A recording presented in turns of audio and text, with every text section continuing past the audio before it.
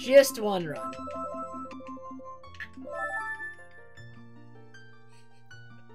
Alright, Nunavie. Have a good night. Hope you get plenty of sleep. I hope I get plenty of sleep, but probably gonna do this one run and then we'll call the stream after that. But I'd lose 3 more frames, Omni. But yeah, I'm feeling pretty tired, but I definitely wanted to try at least one. I have not been doing enough runs this week, so I figured that after bingo, we'd try another run. This weekend, I might try streaming Octopath Traveler on Sunday. I kind of want to try that. It's a boring mug, Omni. The other ones are all in the wash, including the mom one.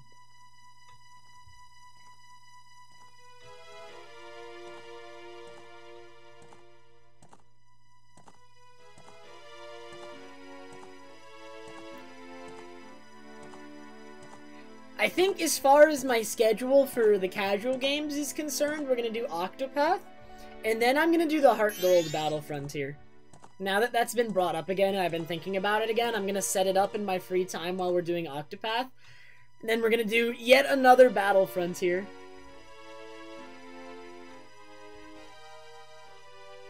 Also, we still need to finish Zelda 2. But that is, that's not something I'm exactly looking forward to. I don't want to finish Zelda 2, but at the same time I do. It's questionable.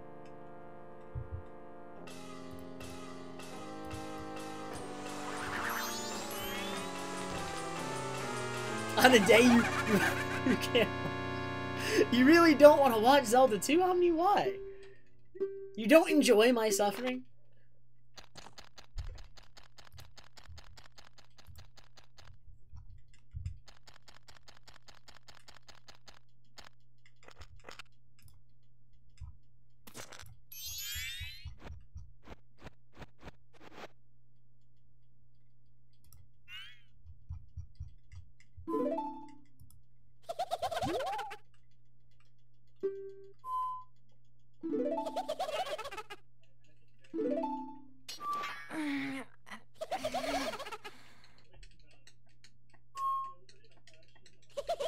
Xenoblade side quest streams?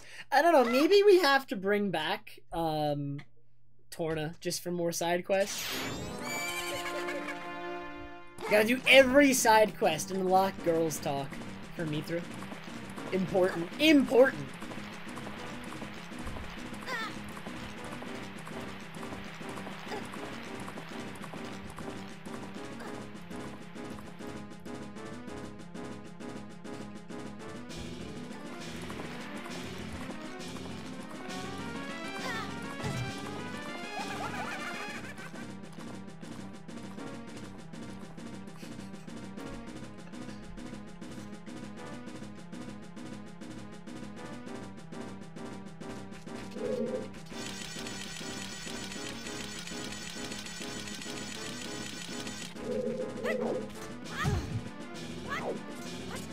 Nice start, nice start.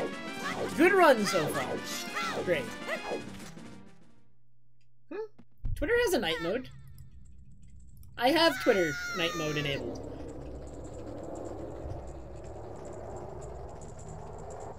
Yeah, when you're in the browser for it has it for both browser and mobile. I forget how you enable it on mobile, but on browser you just go to your app profile picture icon at the top right. Click it, and at the bottom should be night mode.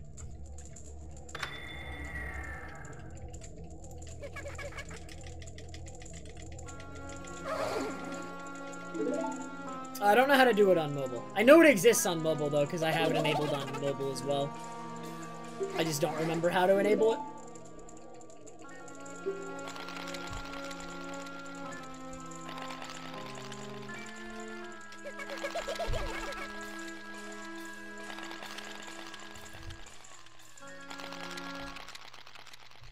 Hey, Tet!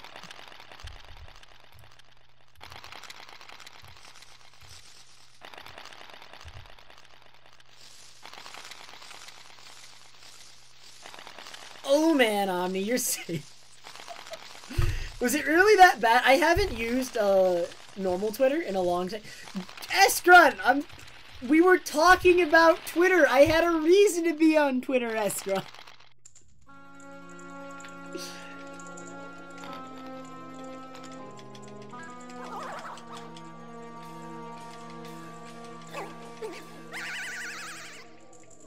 I think a while back Twitter didn't have a dark mode, however you could actually customize the color of your profile page and it would change the look of Twitter throughout the site, like on your timeline too. And I think I just chose like a really dark timeline background back then as like a pseudo night mode, I think. That was like way back in the day though, I think.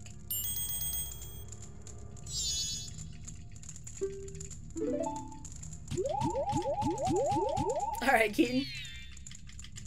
Good luck, good luck. I think this, like, even if I get bad bombs, I think this is gonna be my only run of the night. Because I am really tired. So we're gonna try to keep it going no matter what. Like, I'm always more tired on Friday, but I just really was in the mood to do runs, you know? So even though it probably is not a good idea to do this run, I was just, you know what? I'm in the mood for runs. We gotta do a run. That's kind of just how it went down in my head earlier today.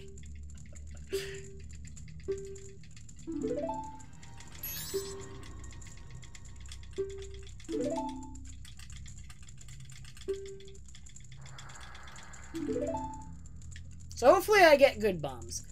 Maybe if I get bad bombs, I'll restart. I shouldn't because I'm very tired, but like I might anyway.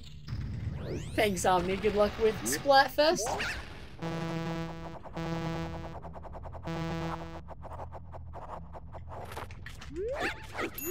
Really?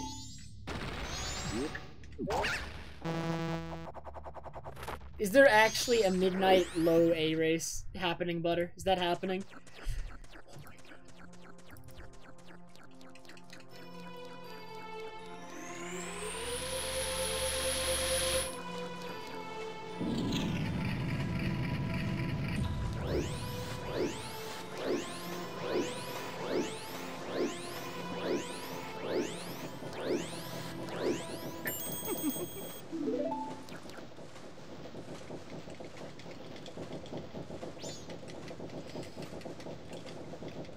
Doing both at the same time is worse, Emily.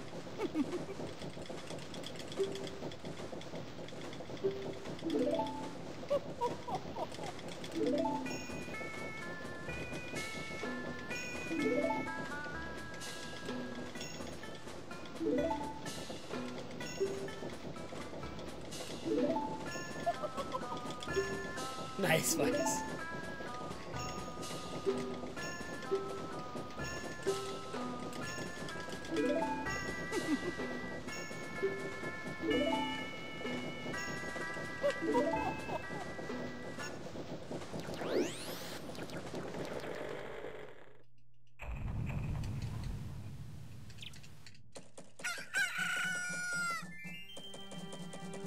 I see, Butter.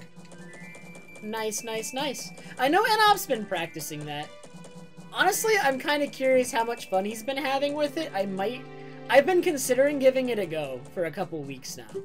But I've been focusing more on Glitchless, so I didn't want to really do that at the moment, but I don't know. It might be fun.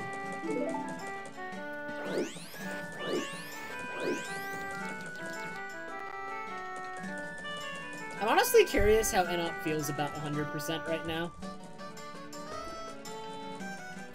I never really asked him.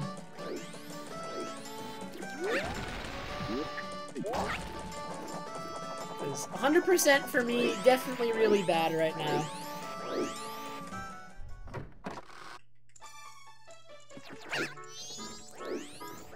But I never really asked many other runners' opinions of 100%.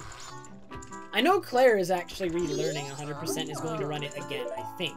I'm not certain on that, but I know she was talking about that, and then... Honestly, I have no idea what Phil thinks of 100% right now. Really have not asked him. Can't really gauge it from how he acts on stream. All I know is I hate 100% right now, which is sad. But I actually am curious, like, how other people feel about the new route. I don't necessarily expect them to agree with me, I'm just, like, curious what their thoughts are on how 100% is right now. This is my first run, nerds, and so far it is awful. I lost 3 seconds in the intro at logs to a bonk and then bad movement.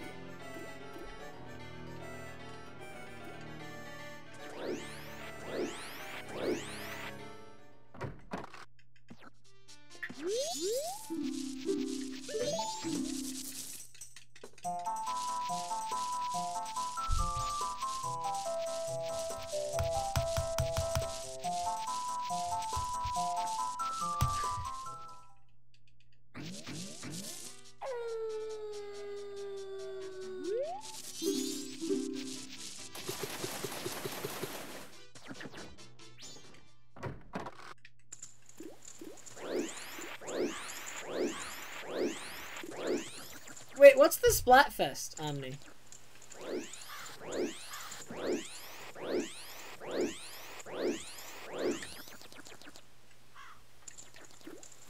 Guac versus salsa? Did we choose salsa? Because that's the correct choice.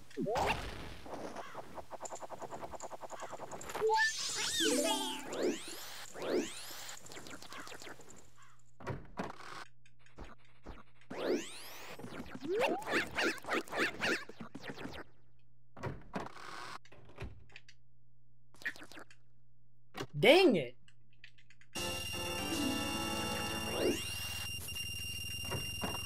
I'll choose the next one, dude. One of these days, I'll choose a Splatfest. It's my own fault for not choosing this one. I just, like, didn't say anything.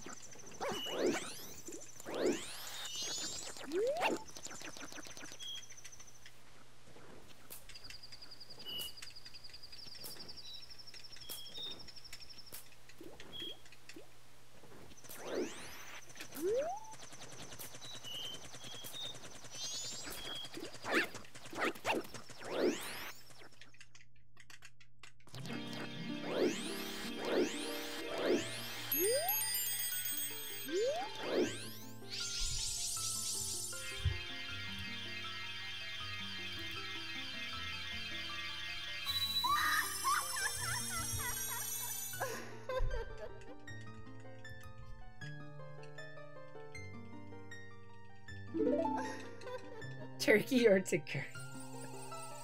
I feel like most people would not understand butter. I feel like turkey would just automatically win for that reason.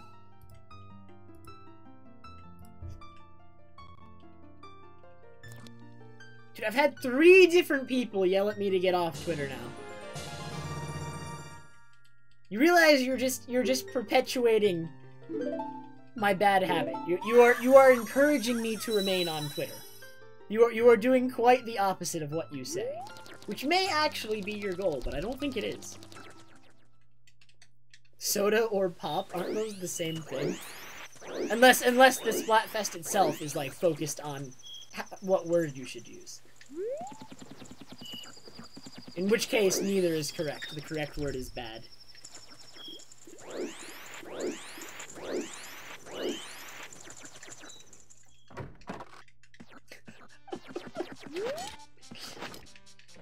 Nah, I'm just kidding. Like, I joke about... I don't drink soda that often, but I do like soda. I do like it. I don't drink it often, but...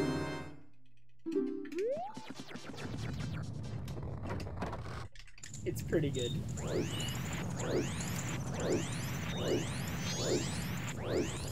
Also, just because I am American, I'm going to say soda. Although I think there's a few places. I think pop is more common south, right? Isn't it? Or is it? I don't know.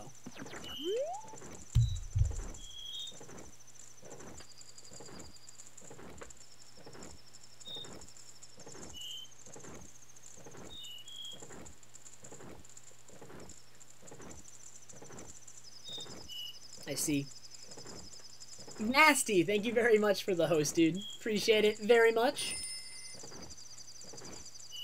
You call them Cokes even when they aren't Coke. I heard that before, and that just seems so weird to me. We have a soda called Coke. Why would you call all soda Coke when they're... I've heard that before, and I went on a mini rant because of it, and I'm not gonna do it again, but oh my god. It just seems so weird to do that. It seems you're making it unnecessarily more difficult to understand what you are talking about when you do that. That is my take on it. Well, we call all tissues Kleenex because the product has become associated with that brand to such a degree that brand is just so much more noteworthy than other brands. But I don't feel like that's the case with Coke.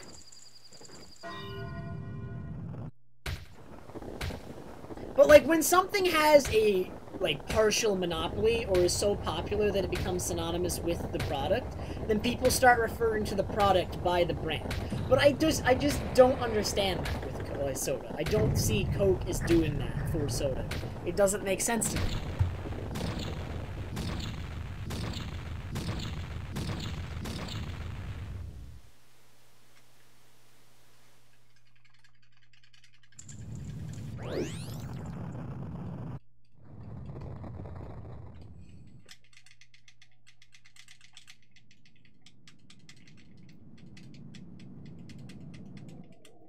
One day I'll have so many world records that just watching a world record will be called watching a TrevPerson.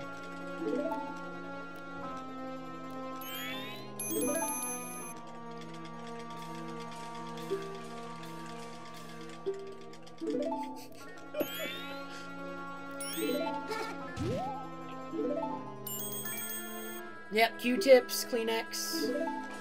What are the other ones that are kind of like that? Band-Aid for bandages.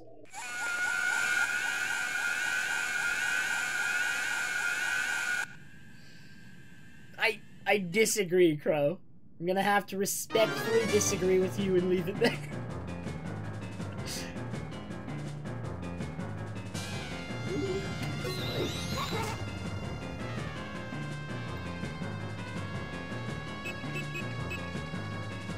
Oh man, this first cycle sucks. The 17-16.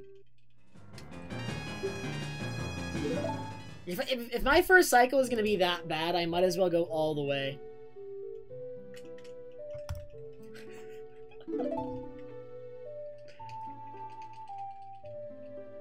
Get a 17-17 and make Jimmy proud.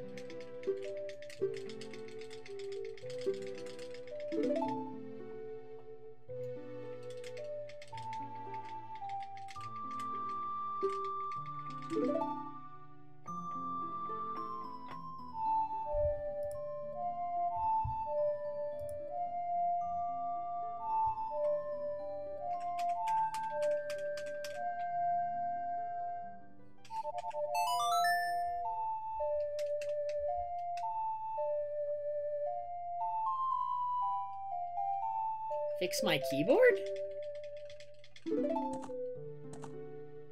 What is wrong with my keyboard?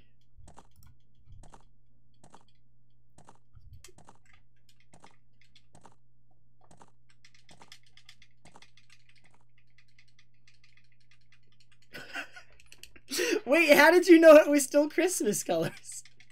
I mean, if anything, it's more appropriate now than ever, though, Omni. It's the proper season for my keyboard to be those colors.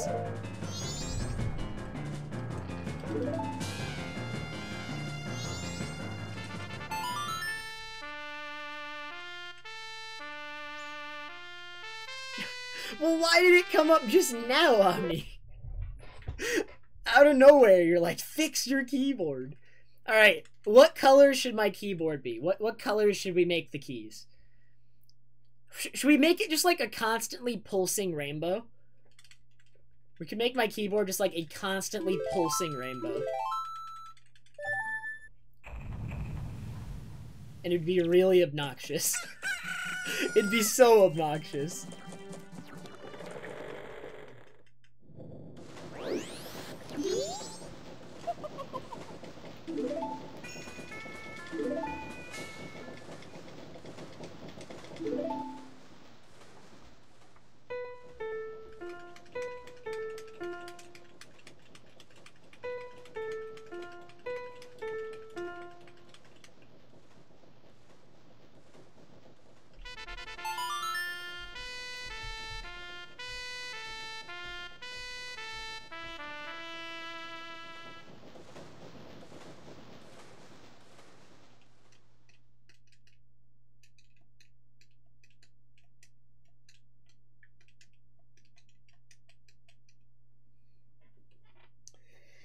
not going to stream Let's Go Eevee.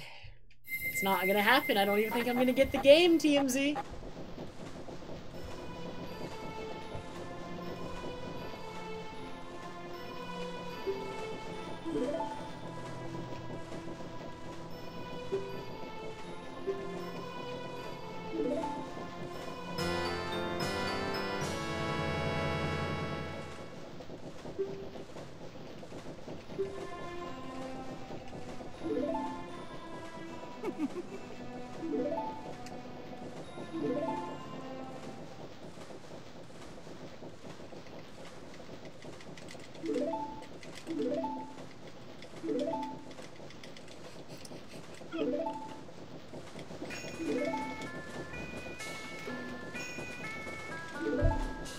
Did we ever add I am Dai Lamau to Amalfi's quotes? I think we didn't at the request of Omni, but I don't remember.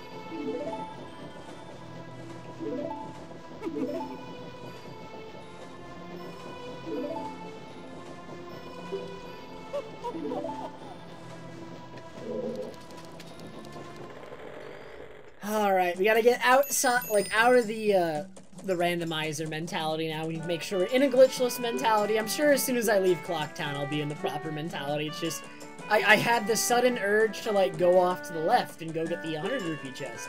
Because I've done that both the other times I've come out of the clock tower today.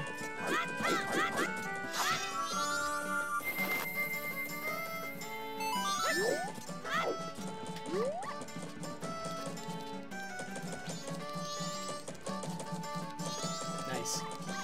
Really good movement. Start of this run. I didn't think I was gonna hit the box.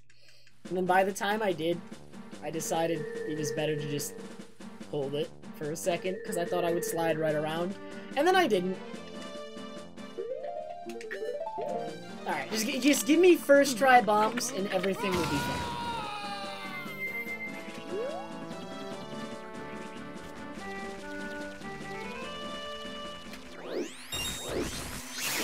Yes! Alright!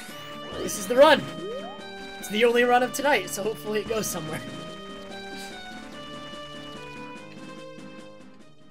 That was pretty fast.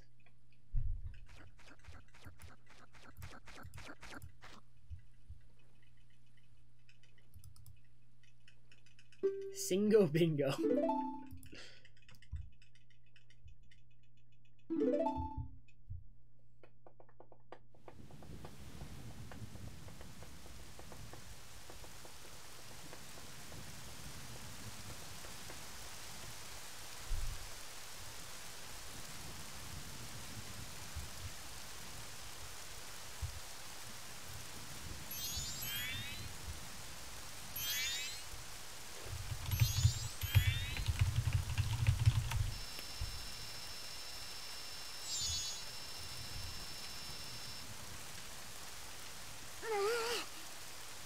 Just learn to do the glitchless speedrun, Zelda fanboy. The glitchless speedrun is a 3-day run. A single cycle run.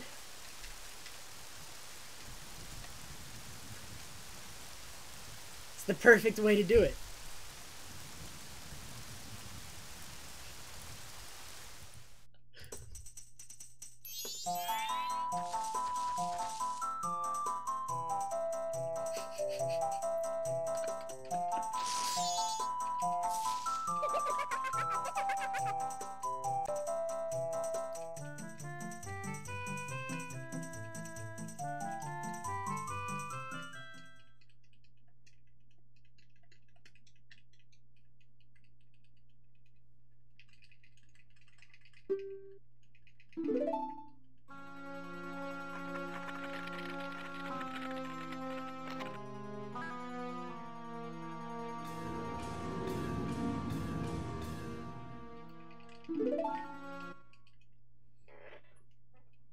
3? Dude, I never understand, like, the people who say do a speedrun using in-game time. It seems so... It's like... It's not even a good joke. I've heard it so many times, Butter. It just doesn't make any sense. But people will say it anyway because, you know, MM's got that clock. What if you could use that to time a speedrun? Except you can slow it down and, you know, certain things only happen at certain times. And also, if you play Song of Time, everything resets and the game doesn't track that. I don't get it.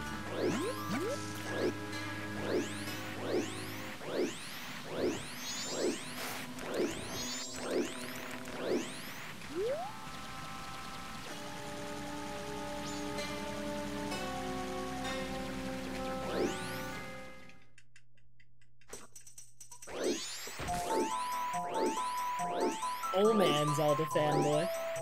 That's exciting, actually.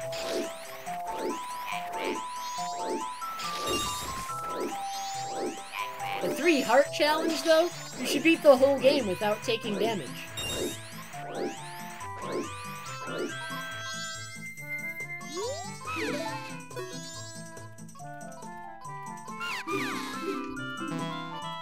Yeah, what if you could use time stop to just freeze the in-game time when you were timing with in-game time?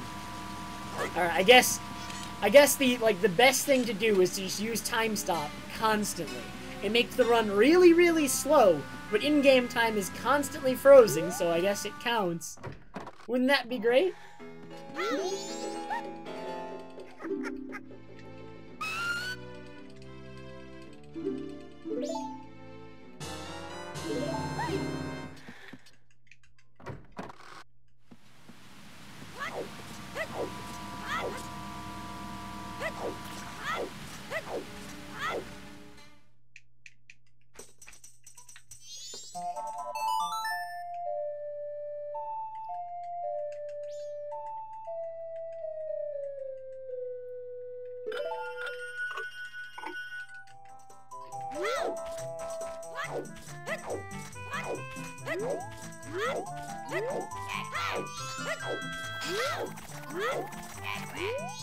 This angle kind of sucks. Please work. Okay.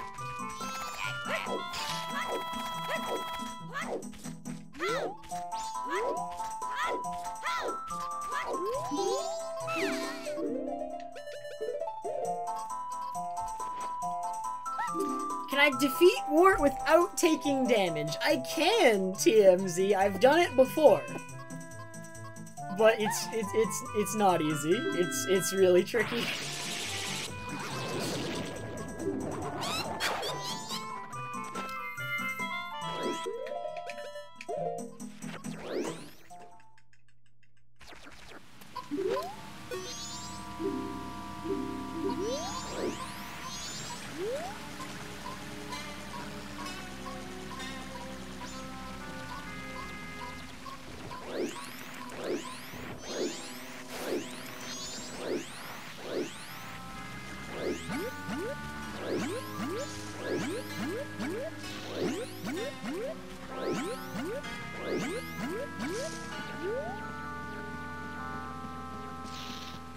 I mean, I've already done an any % no damage run. It's actually linked in the panels below my stream. It only took an hour 40. Wasn't that bad. I didn't really practice that much for it either. It was kind of just like one day I decided to do it. Brain is hard. Brain is too hard.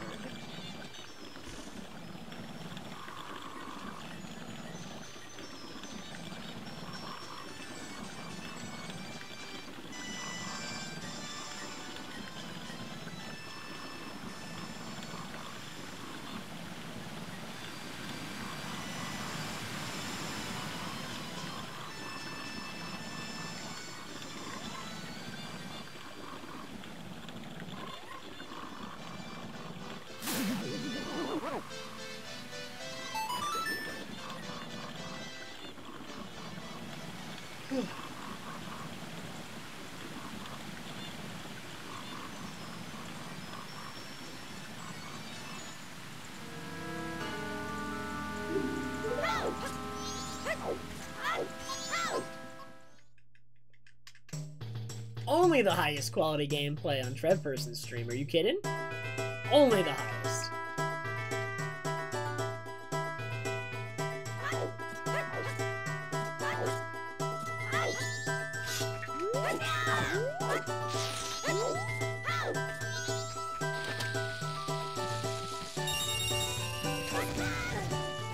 So I don't need actually either of the blue rupees, so I don't even need to worry about hitting them. I probably will hit them anyway on my way to the grotto, but like, normally I like double check to make sure my angle is good.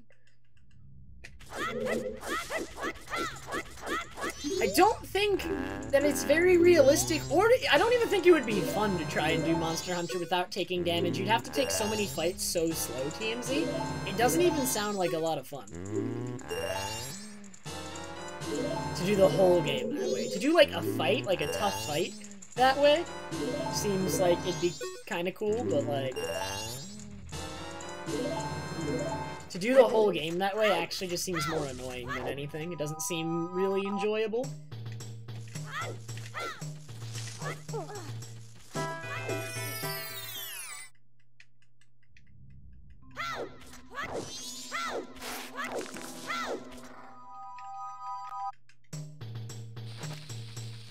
I'm not even sure I could do it. I'm just saying that attempting to do it also does not seem very fun.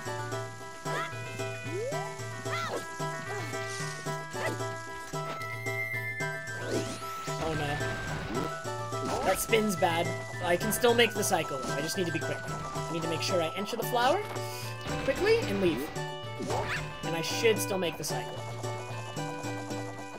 Yes, okay, good. Oh, that spin is a little bit bad. Damage? Okay, damageless Pokemon is really easy butter, but really, really boring. Because you have to grind forever on stuff that you can consistently one-hit, which is going to be low level, so the grinding's going to be slow, until you're a high enough level to then consistently one-hit the stuff that's coming up. So, I mean, you could do that. Also, you'd have to do it before Gen 5. Because anything with Sturdy would immediately own you. Unless you caught something that could ignore Sturdy. Or has a multi-hit move. So actually, never mind. You could bypass Sturdy.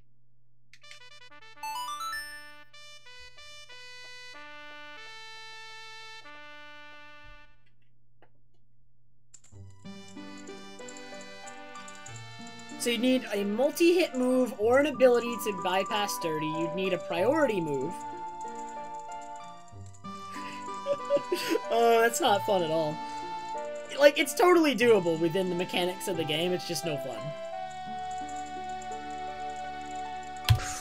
Poggers, bro! Poggers, bro!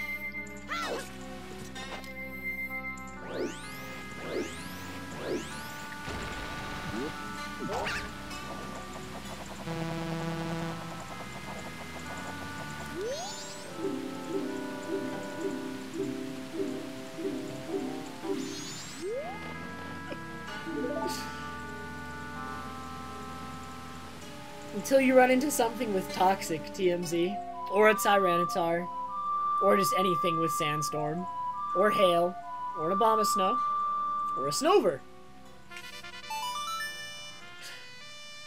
Or literally any number of things that can hurt a sturdy Shedinja.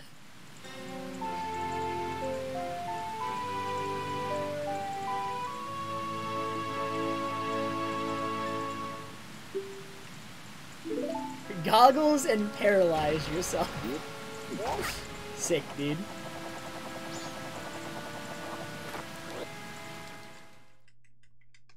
Oh yeah, Leech Seed could still get you.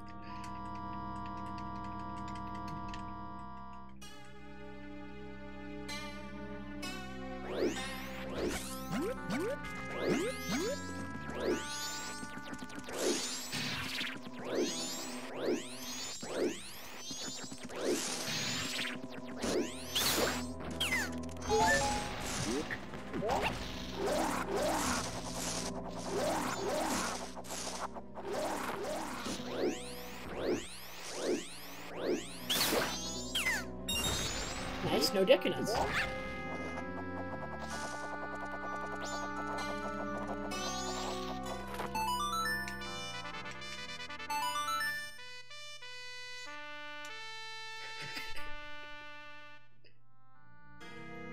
I feel like your plan has some flaws, TMZ. I'm not gonna lie.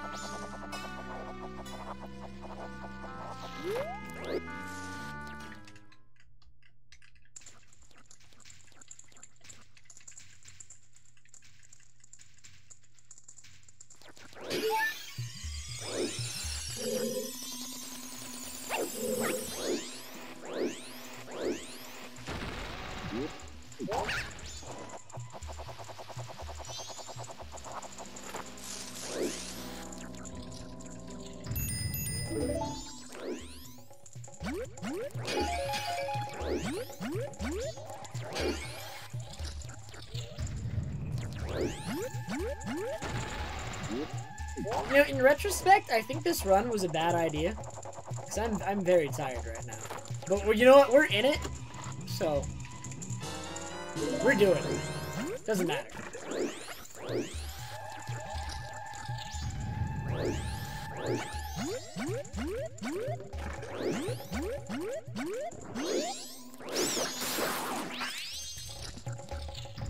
Dude, my first time ever playing Pokemon Online was when I was younger, when Pokemon Battle Revolution came out. I actually had that game and tried playing it online. And, like, it was just so rampant with hackers and cheaters, actually. It was funny. Like, Pokemon in general is a lot better about that nowadays. But back then, Battle Revolution was so bad. Have you ever experienced Wonder Guard Spiritomb? It's not uncounterable, but, it's not fair. It's certainly not fair.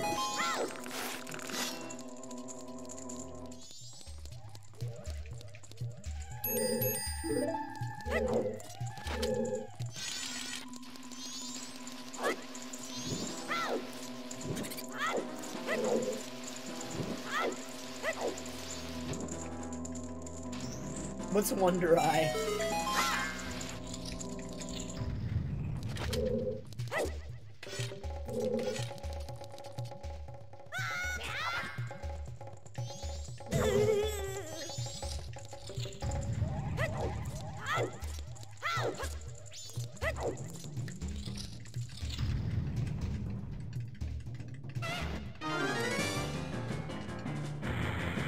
Oh, Sableye with Magic Guard.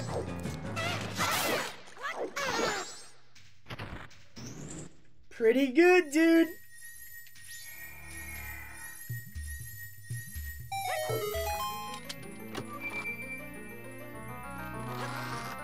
Also, I'm pretty sure I ran into a huge power Regigigas, but back then I, like, didn't know numbers or, like, enough to actually tell for sure. But it didn't seem like it was as slow or as weak as it should be early on. Definitely seemed more powerful than a Regigigas should be in the first couple turns it's out.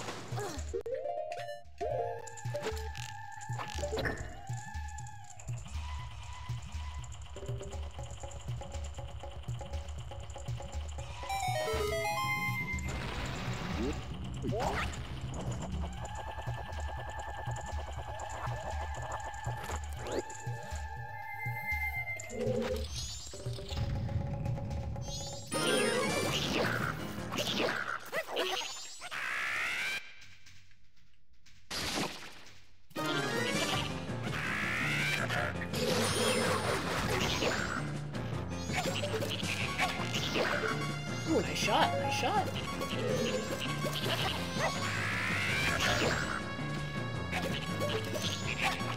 Nice shot.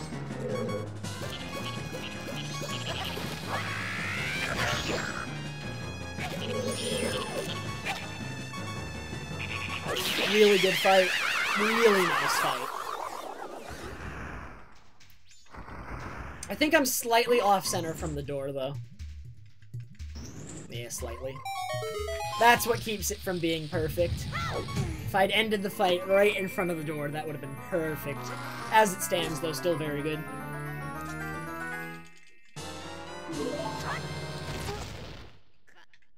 I believe I am saving time on this segment, and not only that, but I believe it is a gold, because that was quite good. Except then I equip over the wrong thing. Sick.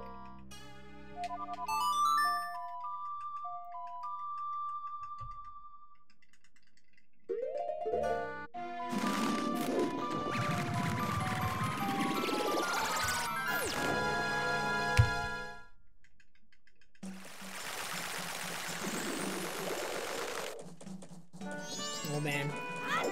Feel free to correct me if I pronounce this wrong, but hey, Zundoko Zunchi? Is that the correct way to pronounce that?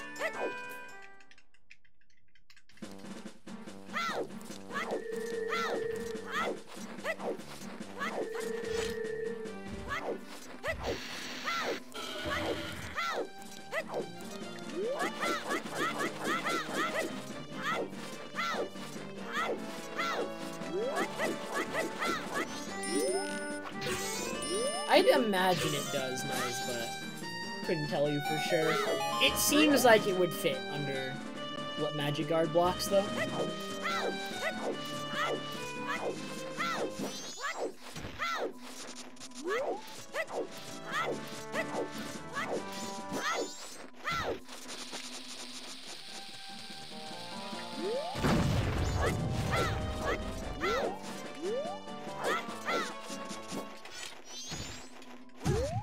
Dude! The tree! That tree shouldn't be that hard to get around. Oh my god. The movement past that area would be so much easier, actually, if that tree wasn't there. In terms of optimizing movement in that section, that tree is a little annoying. Just because of where it's placed.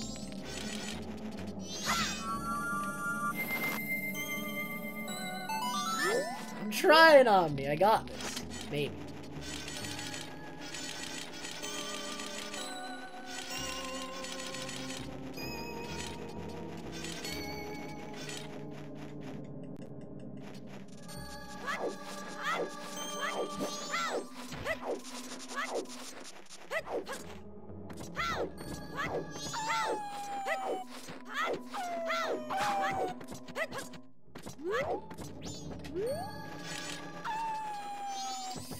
I shouldn't fall off the bridge here. Yeah.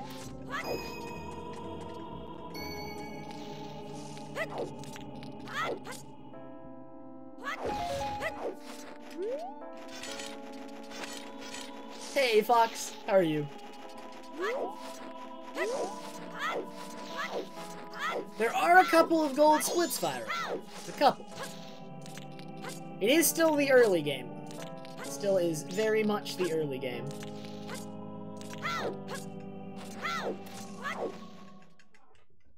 But I will do my best to keep it up.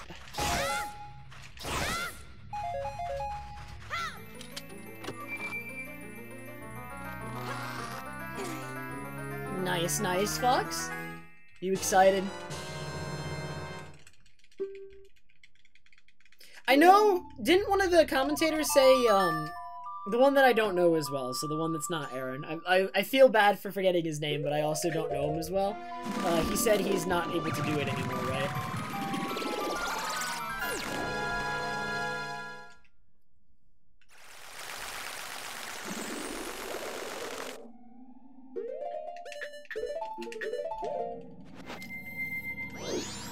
Spin in place, my favorite.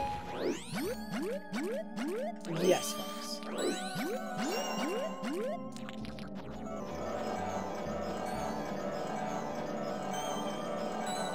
This looks like a 619. Just barely a 619. It was almost a 7.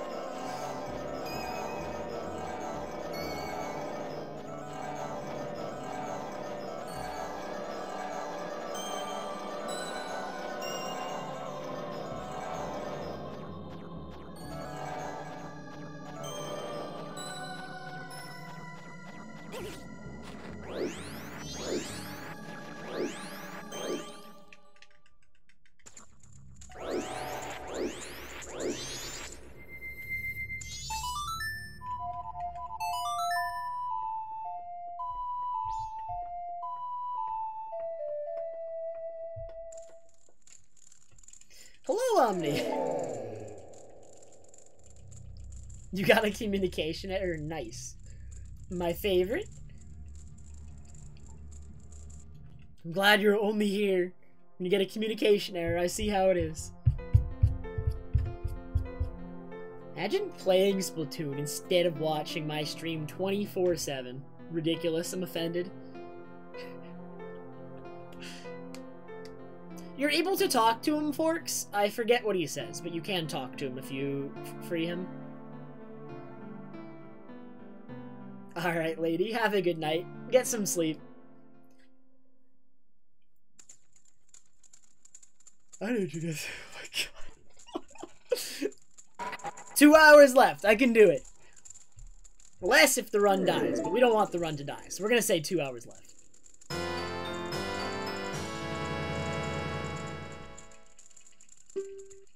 Thank you, Pure.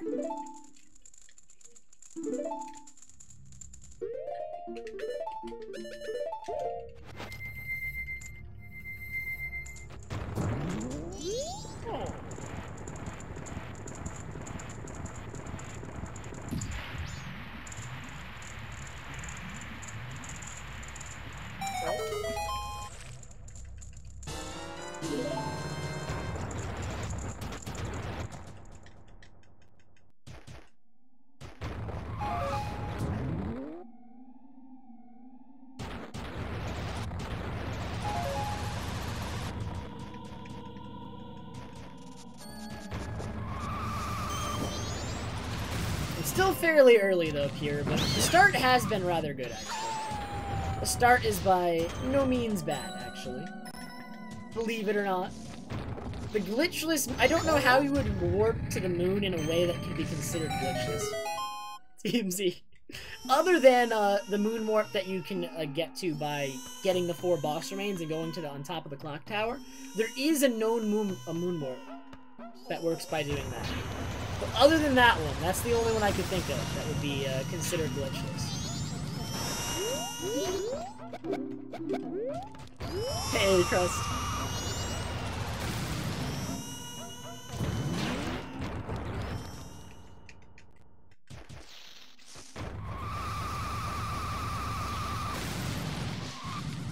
Ooh, didn't go airborne. That saves time.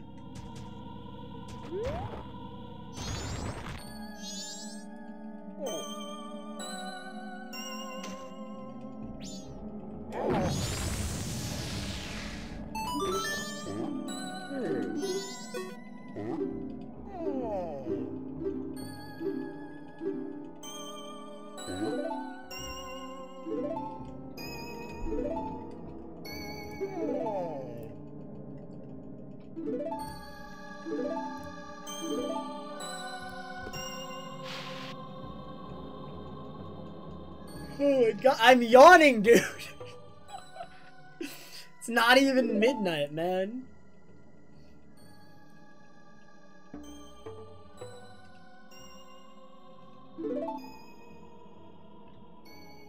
I feel like if I can just keep it going long enough, I'll hit my, like, second wind. I usually always hit a second wind if I can stay awake through this sort of period long enough. There is no, like, concrete definition for what is a glitch in a speedrun and what isn't. The obvious things are banned, and the gray areas the community, like, talks about and, like, votes on. And that's how it's handled.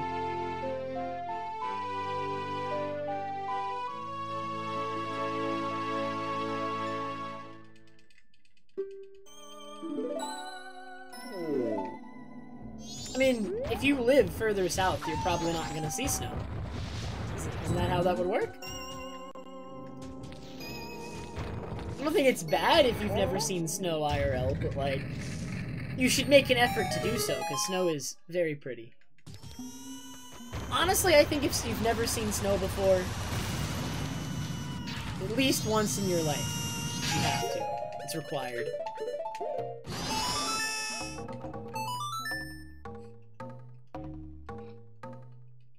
What's that, Fox?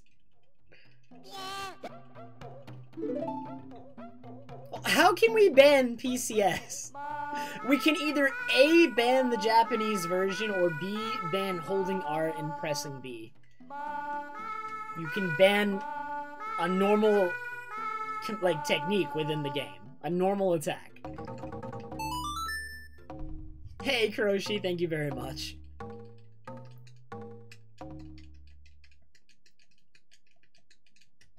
But that's not banning power crouch tab, then. You're just allowing power crouch tab as long as you set it to the damage value that you think is okay. That's what you're doing.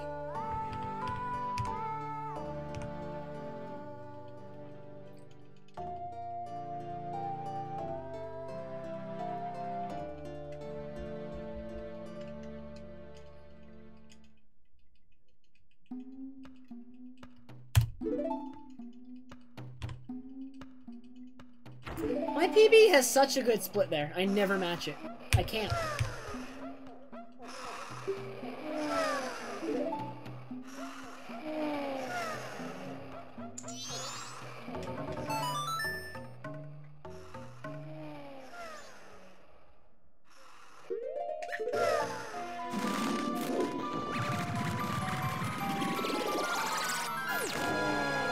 I really don't know what to do there to make up the 2-3 second difference I always have with my PB on that one split. It's every run.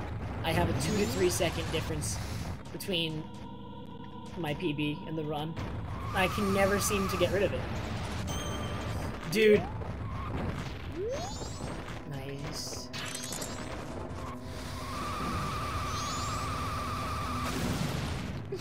Ah!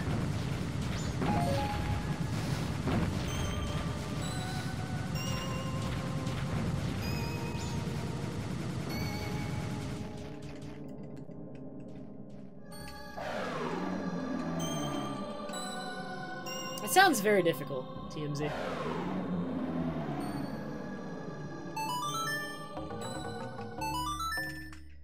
Imagine just good movement and good tech smashing and good song playing, because that's all that split really is. It's those 3 things. Owl Hess is bad. Hey, Thomas, thanks very much for the good... Dude, Thomas! Where have you been?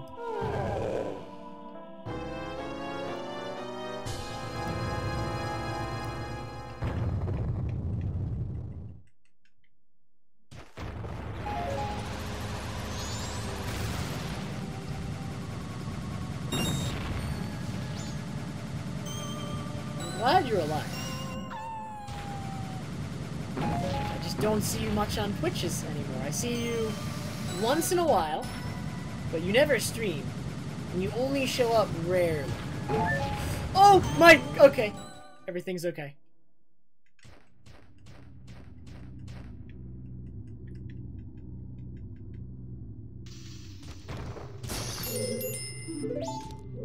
Oh.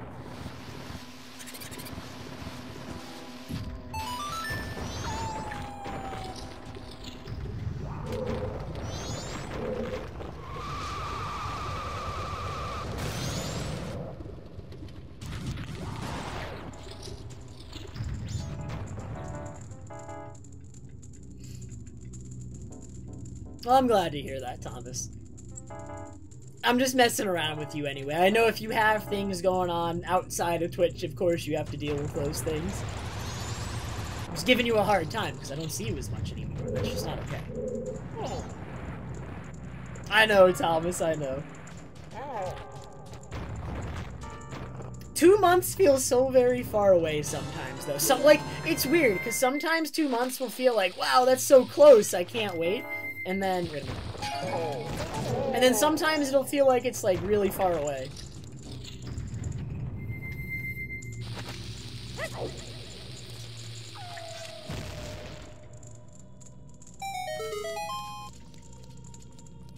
I'm pretty good, Thomas. I'm pretty good.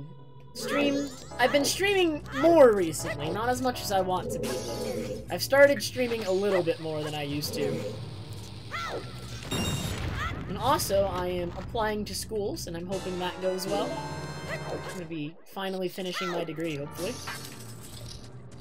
That's neat.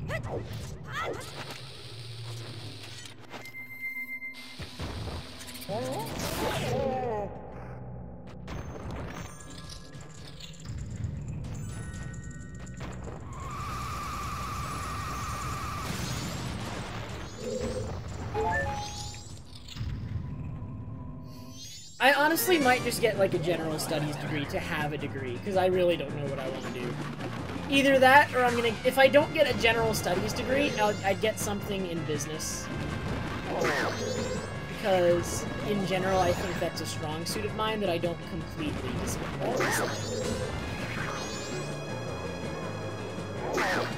The schools I'm applying to, generally those are the things I apply for.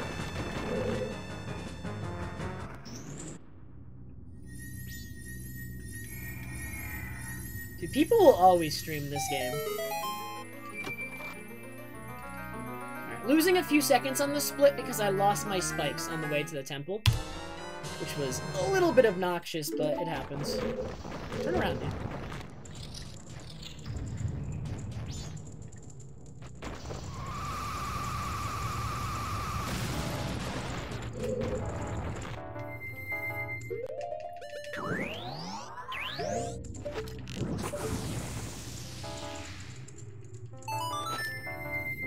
Like, for the longest time, people were telling me that getting a degree doesn't necessarily limit me too much. And while I still am a little bit hesitant, like, I need to get a degree. Like, I feel like as long as I have the degree, I have a lot of options still. I'm not necessarily locked in, per se. And I can do a lot of things with any degree I get. So, it's better that I get it.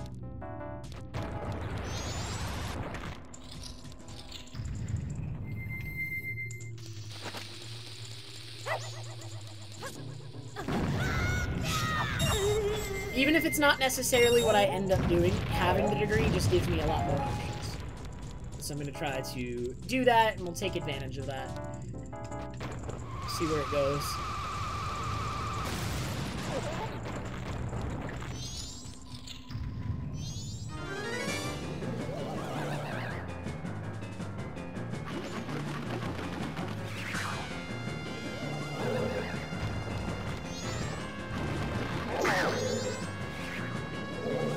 Ooh, nice spawn. Really easy to get the cutscene skip because he's just gonna spawn here again.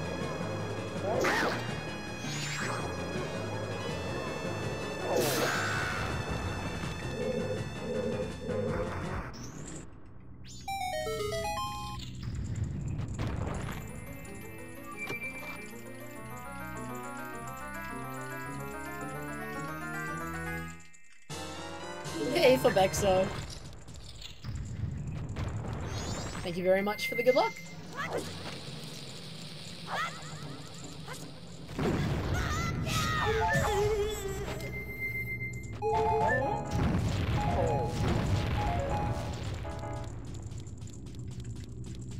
Overall, really nice Snowhead Temple, assuming the goat fight goes well. Which is not an assumption I can make, but we're gonna make it anyway.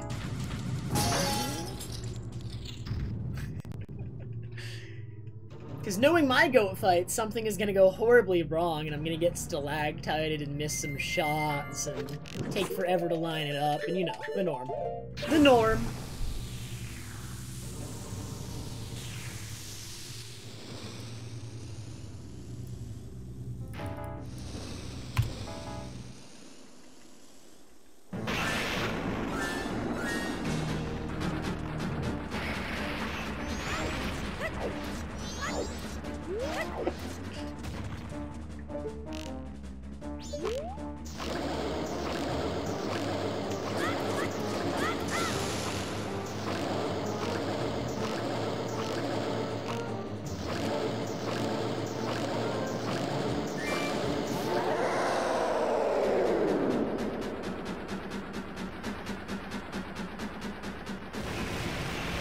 Thank you very much, Drunus. Do I ever get tired of MM or OOT? Well, I mean, I'm always tired of OOT. I've never not been tired of OOT.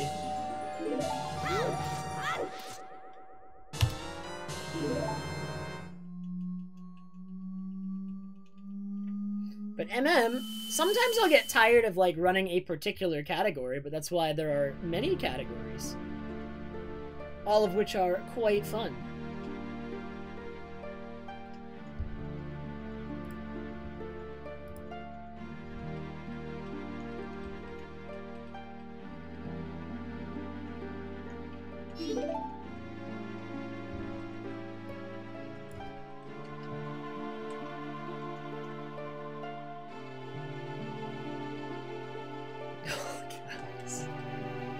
Yeah, all cows is a great category. Lucky Bear, what are you doing? Appease the... Dude, we still need to do Appease the Gibdos. I'm sad we never got to do that one.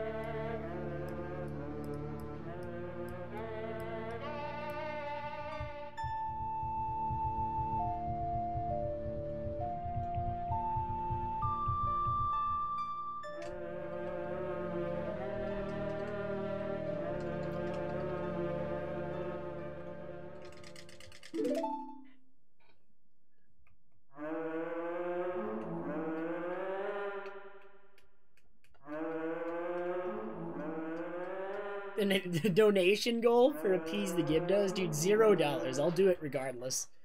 We just need to find the right time.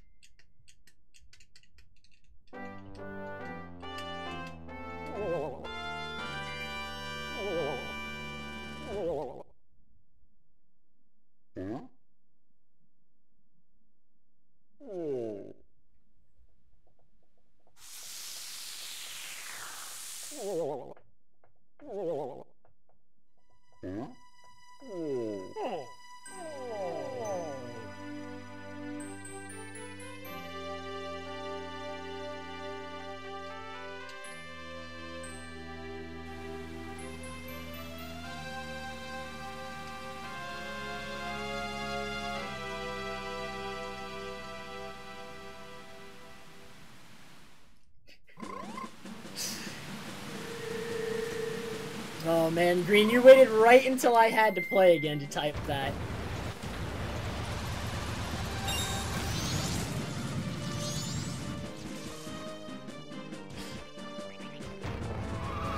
What?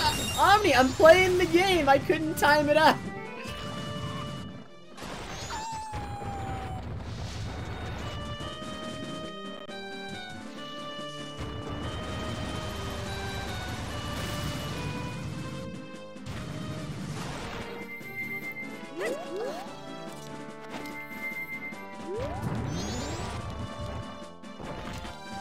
Do this box!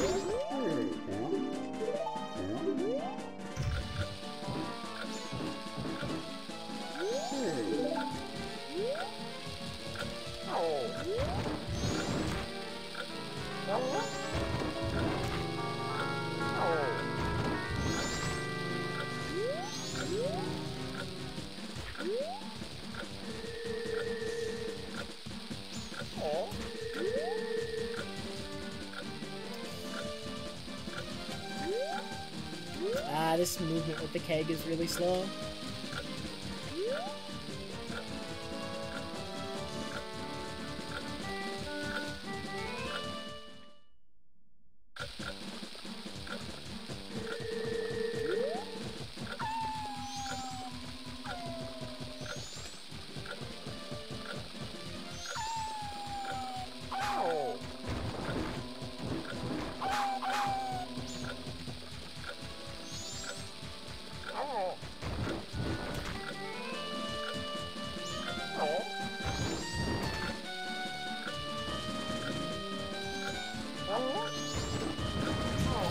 I didn't push it enough either, so I have to pick it up again. Like, my goal right there is to push the powder keg with me as I, like, while I'm rolling towards the rock, so that I don't have to pick it up again. Because picking up and putting down the keg is pretty slow. But I completely just rolled past it, barely got it any closer to the rock. It wasn't close enough to the rock. Alright, Goron Race. Let's see what you got today. Nuz, I spent like an hour once trying different methods of crossing that bridge with a powder keg. And every single one was like problematic in some way. None of them were like infallible. Some of them would reduce the chances that I drop the keg.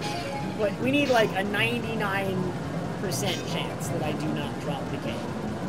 Because it just instantly kills the run if you drop the keg there. Because of the way you move, the Wolfos' behavior is consistent. He'll always run into the keg if you drop it there. You can't drop it there. And you could manipulate the Wolfos to not, like, run at the keg, but you'd have to do some, like, bad movement. Which would just be sacrificing time in every run. Similar to throwing the keg. It would just be, like, an alternate way to lose time and reduce the risk of the run down.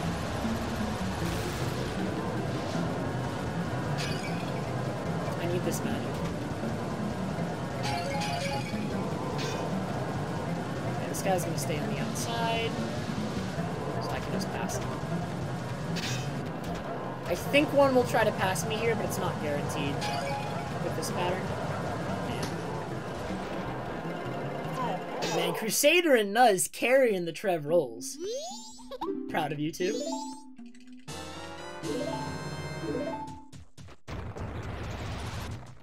Wow, and then Nuz timed out Crusader. Alright, never mind. Nuz, thank you so much for, like, solo carrying the Trev rolls. I mean, yours are the only ones I can see, so.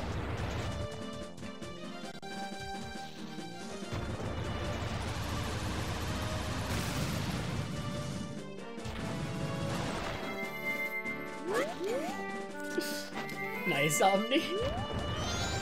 I saw yours as well, Shift. Appreciate it.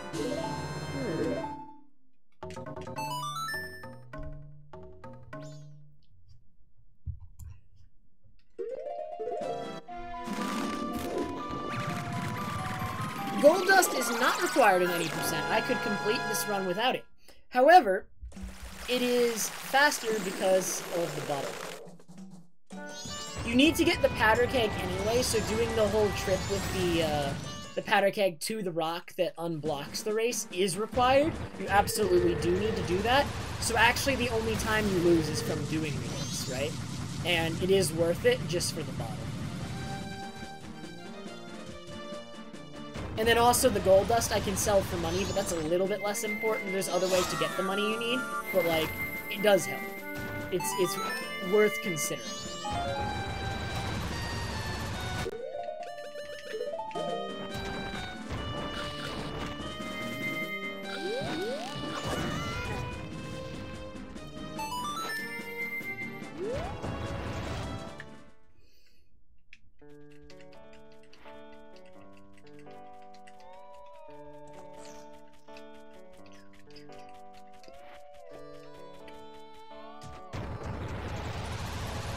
I should uninvert, I think, now.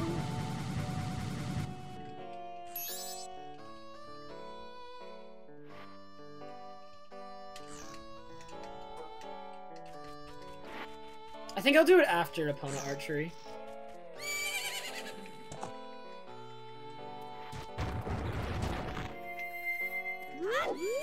That is my horse, believe it or not.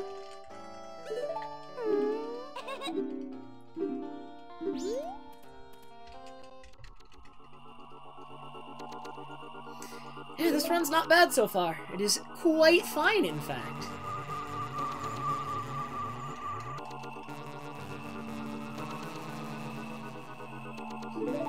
Is it 95 Shades horse?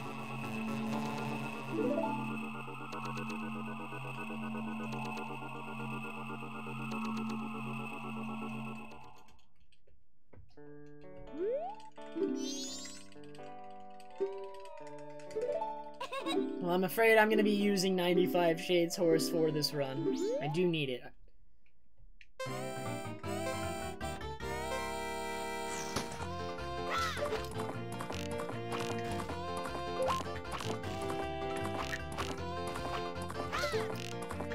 Mirror Shield is going to come before Great Bay just because this entire next upcoming segment, the Mirror Shield segment, is actually mostly working up towards doing aliens, coming back to the ranch when the aliens are attacking and getting that bottle.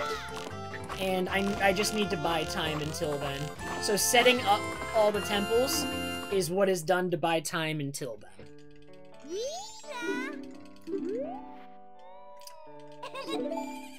So yeah, it has to do with bottle routing.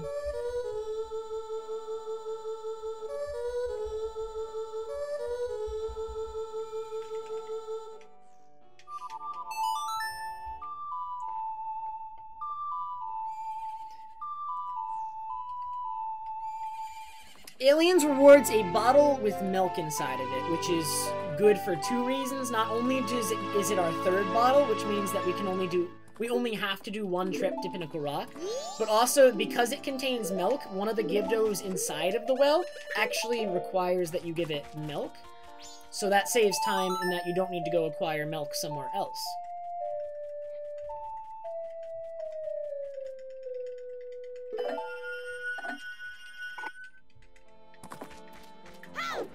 Get on a boat.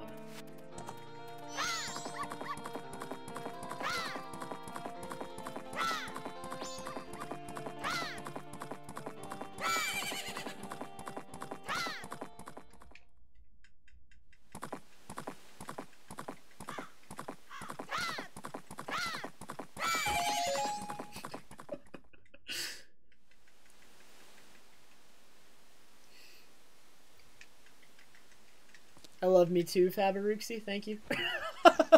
Wow. That felt weird to say. I thought of it and I thought it would be funny, but then it just felt weird to say. It was pretty funny though.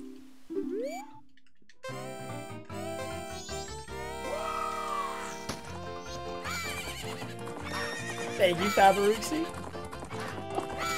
Oh my god. I am awkward.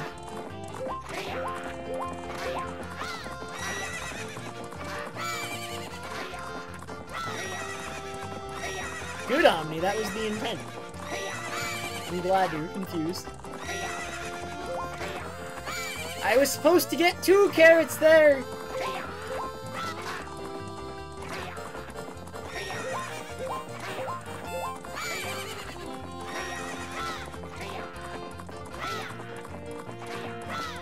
Man, this is gonna be a 47. There's no way it's not a 47.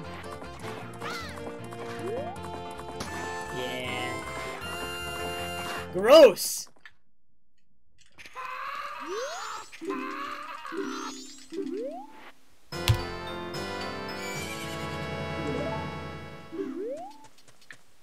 What am I doing? I already uninverted.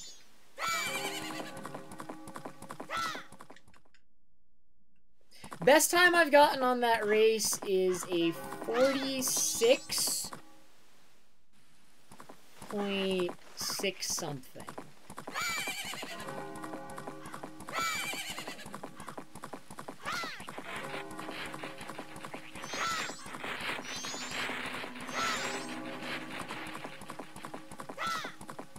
What was my exact best time? It was a 46.64. 46.64.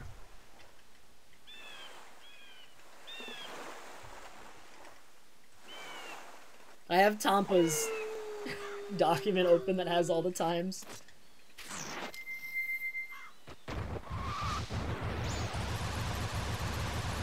Dude, Ripman, I don't know of a single faster time ever than my 46.64. So you can get right out of here.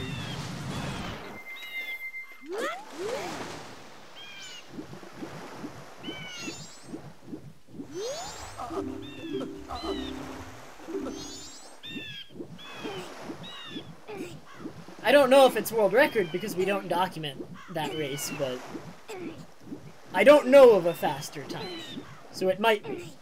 So I'll have you know. It's quite good, at the very least.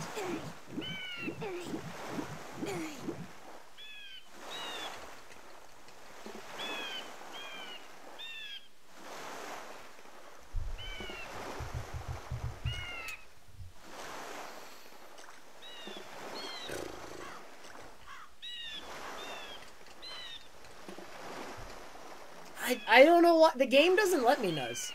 I think the game just doesn't understand. You need to let it know. It's not letting its player go as fast as they can. It's limiting the player. The worst way the game can fail is limiting a player.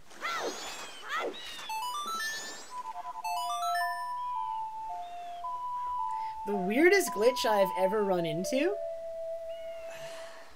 This answer changes because a lot of the weird glitches aren't useful and I forget some of them all the time. But, like, the one that came to mind this time was the Kaleidoscope Glitch. I forget exactly how you triggered it. It was, like, a big thing, like, 1.5 to 2 years ago. But, like, people discovered that by going through a certain, like, a black partial load zone, like an area that... It's not like a real load zone, but it's just like it unloads an area behind you graphically and loads the one in front of you. That on Epona, you could actually create like a kaleidoscope effect. The graphics would like freak out and the colors would be everywhere. It would be really weird. I wish I remembered how to trigger it.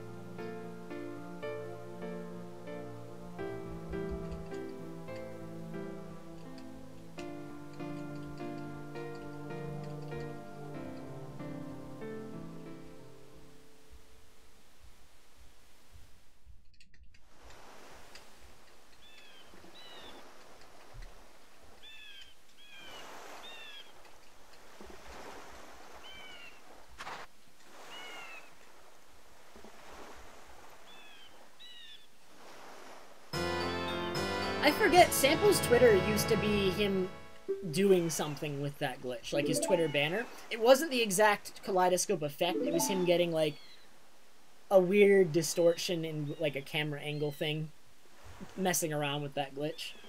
So maybe he remembers. He messed around with it significantly more than me. I messed around with it a little bit. Not a ton.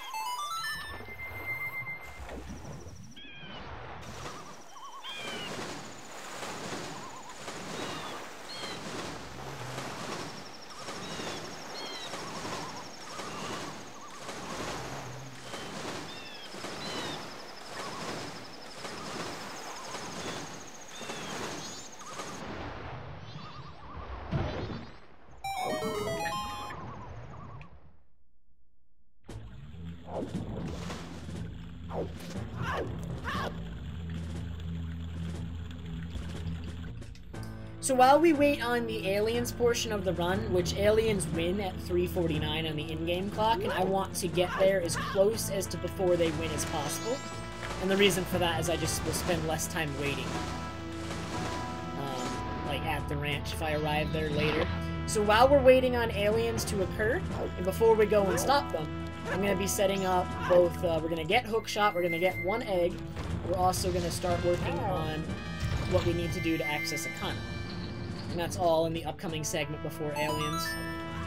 Like, we're gonna get Hookshot, we're gonna get Song of Storms, we're gonna potentially get all the way up to Gibdo Mask, although it depends how fast I am. I might not make it to Gibdo Mask. All before 3:49 on the in-game clock. Which is why it is very important during this segment that I make minimal mistakes, because mistakes matter a lot. Because if you make too many, you won't make it to aliens in time. That's no good. We don't want that.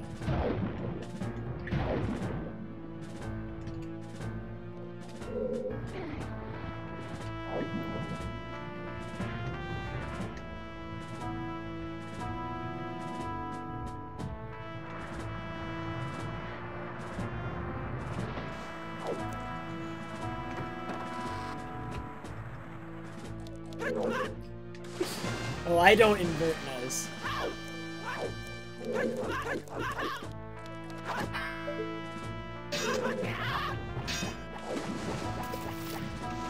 Alright, nose. I might invert.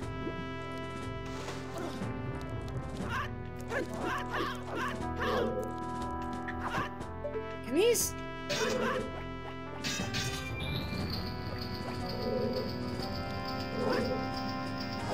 Oh, that whole thing was really slow, and I don't know why that happens. Like, sometimes I don't go through that opening with the barrel. When I don't go through that opening with the barrel, that shot gets really awkward and wastes a bunch of in-game time. So now, a little bit is wasted because of that. That's, like... I really... The sewers have been really bad lately. And I keep practicing it, but, like... I don't know what I can do to prevent stuff like that from happening. Because it's just...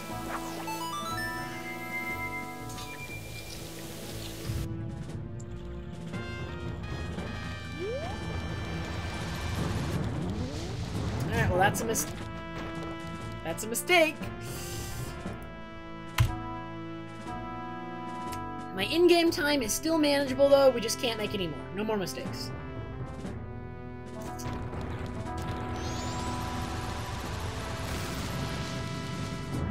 Sewers has been really uncooperative lately though.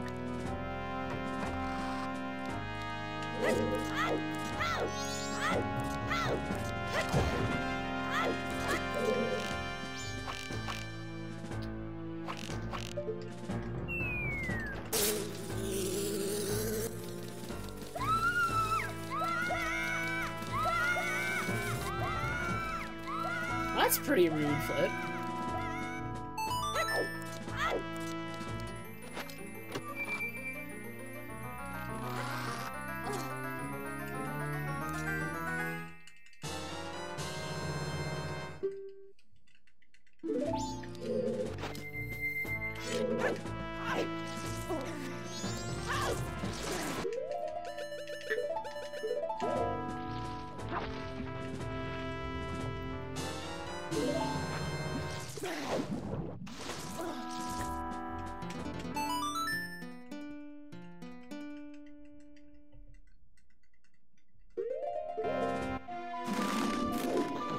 Alright, so I believe my in-game time is like 11:20 or 11:25, which is not ideal.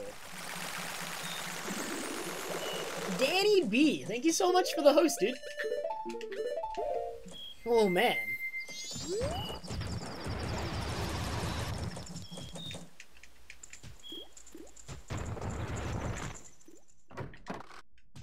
Thanks, Cruxer. Greg, Danny B. Danny, how was your stream? What were you streaming today?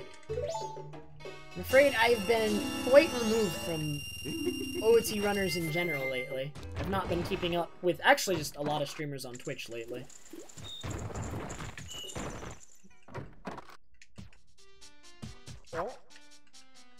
Oh man, you're back to Glitchless, Danny. How's that going?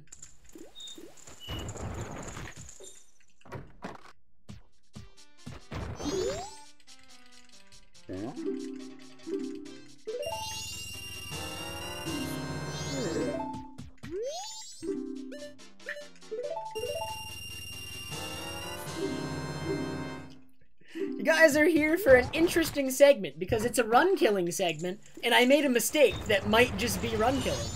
So, we're having some fun. Because if I don't play really, really well from here on out, the run is dead. I'm sure that's what everyone wants to hear.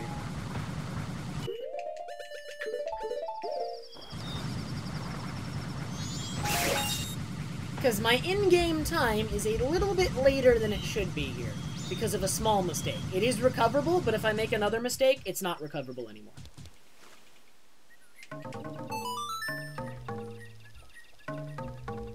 Yeah, I actually came back to this category about 3 weeks ago, I think, Danny, and my sum of best is already lower by about a minute than my old sum of best after months of running. Like, my sum of best on my old set of splits was a 2... What was it? A 245? Oh, like 8 or something? And I already have, like, a low 244. And this is a completely new set of splits. I just started from scratch, so I've improved a lot. It's always like a good feeling, right? Like, I'm sure you've experienced the same thing when you come back to a category after not running it for a while.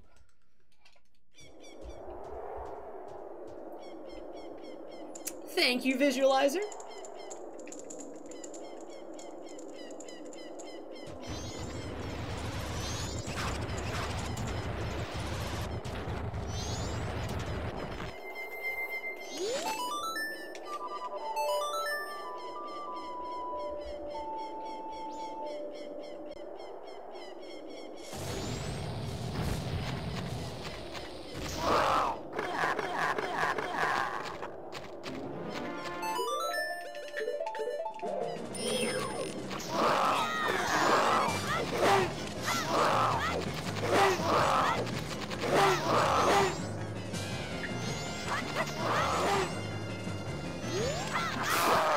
Good fight. Very nice fight. It's important that everything I do from here is really fast, because we really don't have the in-game time to spare. I accidentally missed my fins on a switch, a crystal switch, in the sewers, and it's like I'd already jumped down, so I had to climb back up to shoot at it again. It's always the worst. It cost me like 20 to 30 in-game minutes, like, or probably more like 20.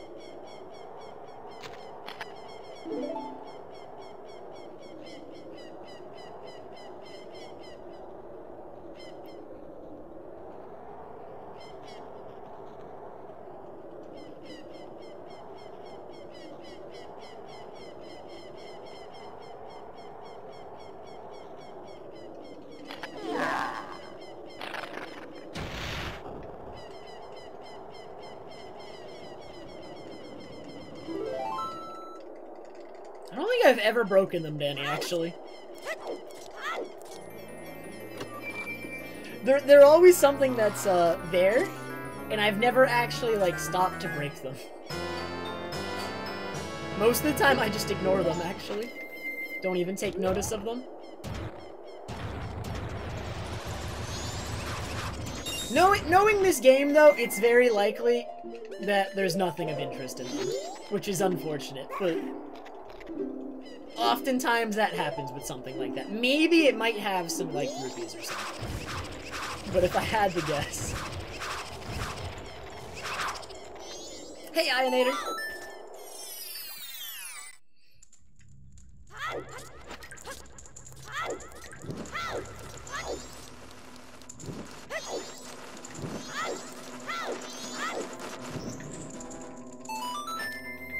Oh man, so there's a bunch of people here who have never seen this run.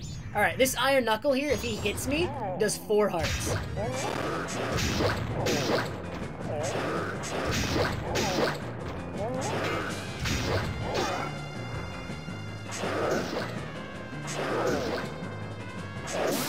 Did that hit me? Oh my god! Wait! It's usually not that close. Oh my god. I was hyping it up because a lot of people have never seen it before, and it's usually not that close. Usually it's fine. But this time it actually was kind of close.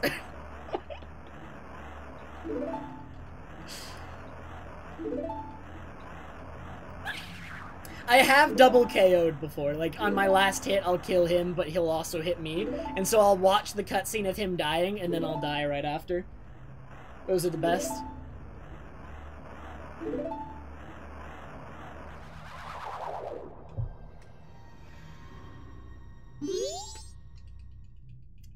There was a Danny B host, yep.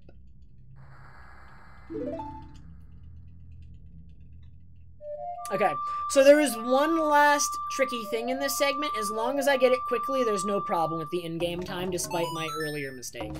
But what we're working up to right now is the alien segment, or like the attack on the ranch by the aliens. This is the alien segment, and if I don't make it in time, the run is dead. But there's only one more opportunity to mess it up. Nice flip. Alright, it is 2:10 right now. Ideally, I want it to be 2 or slightly before leaving there, but again, it's fine as long as I get this hook shot quickly. I probably will not get to get Gibdomass, though.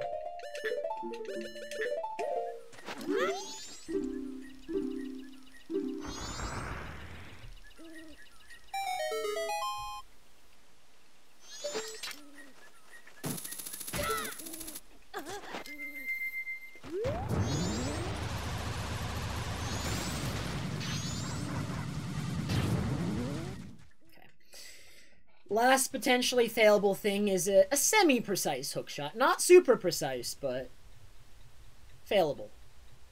To get over to this gap without ice arrows.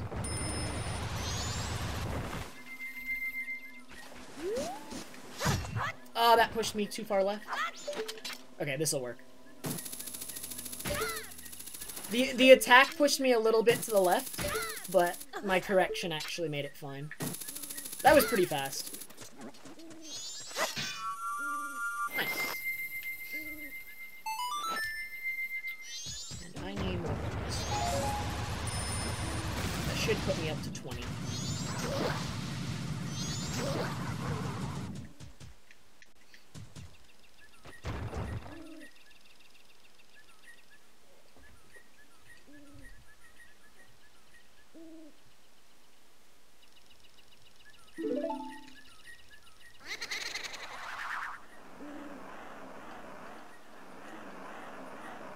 Yep, the reason the split is very long, it actually, you can't make the split shorter without resulting in an inaccurate sum of best. And, like, the split that you put in the middle would actually be meaningless. It wouldn't give you any relevant information if you did break this up into multiple splits. And I can explain that. Because I have a cutscene right now that's fairly long.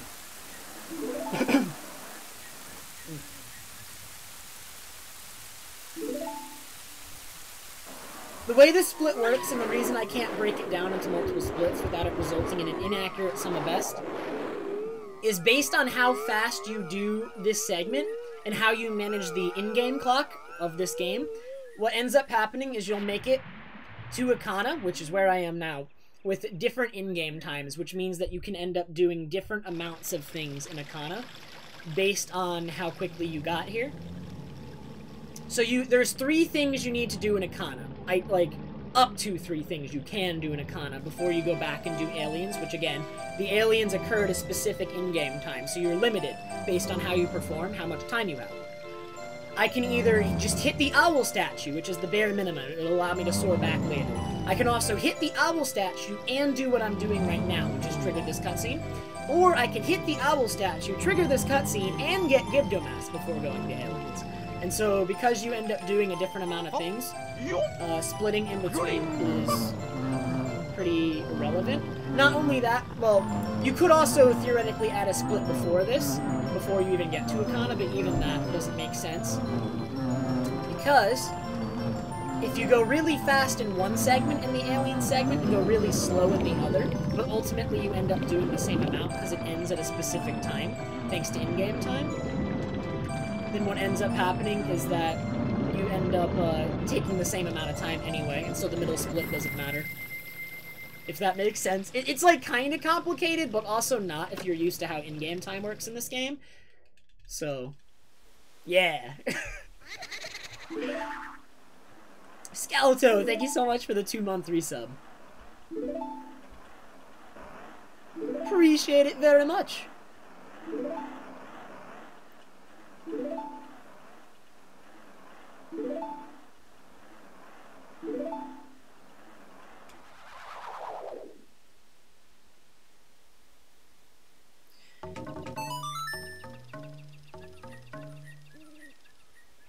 Basically, if you divide an in-game time segment up into multiple segments, you can do one really fast, and the other one will, by necessity, be slower. And then you can do one really slow, and if the run is to survive, then by necessity, it must be faster. Unless you're gonna invert, but inverting sucks, we don't do that. And then you get 2, like, fast gold splits that can't exist in the same run as a result. Because the in-game clock isn't fast enough to allow both of those gold splits to occur in the same run. That is my best explanation. I will stop now. I'm sure I am boring many people. like. What the heck is this guy on? He's crazy.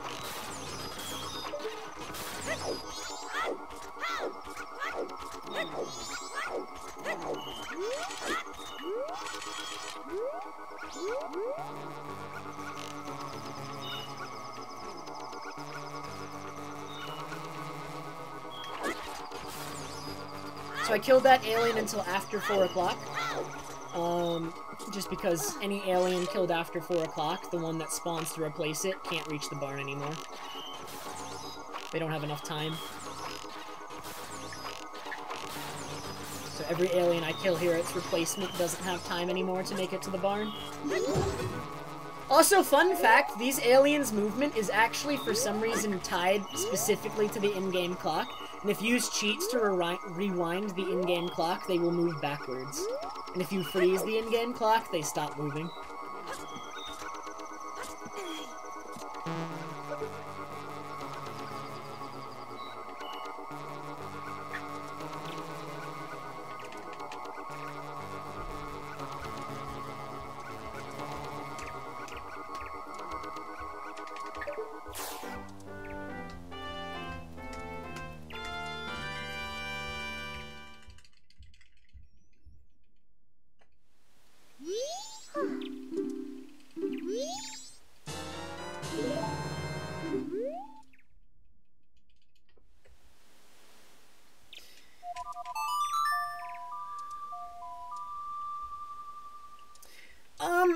Things that move around in Clocktown, a lot of them when you rewind the clock, some of them behave oddly. Like, some of them will freeze when you start rewinding the clock, and then when you're rewinding the clock and past, like, a timestamp where they're supposed to be doing something other than, like, just moving, they'll, like, teleport to do the action they're supposed to be doing at that time.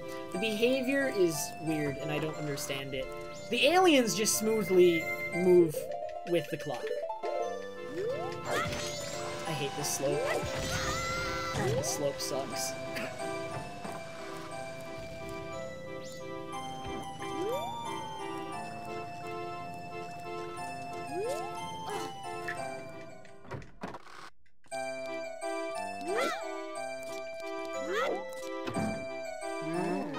Also, sometimes when I'm rewinding time in Clocktown, the game just crashes.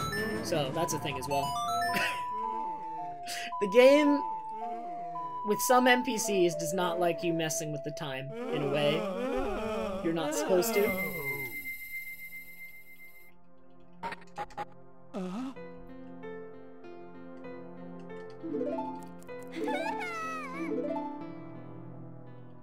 But yeah, if you, like... Postman actually has, like, a maximum speed, and if you accelerate the clock faster than he can move, then he'll move as fast as he can, and then when the in-game time gets to a point where he's, like, supposed to be, like, say, at a mailbox, he'll just teleport to the mailbox. Or if he's supposed to pass through a loading zone at a certain time and disappear, he'll just disappear at the time he's supposed to still, even if he hasn't actually reached the point.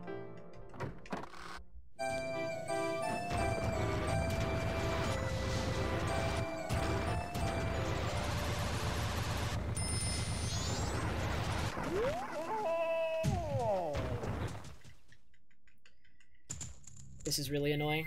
I have to take off Goron early because I'm about to get a day transition.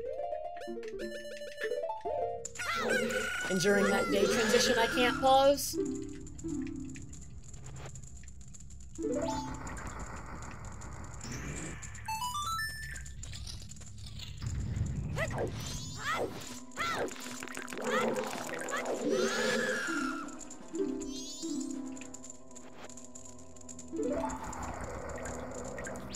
Oh no, don't hit me, don't hit me! Thank you.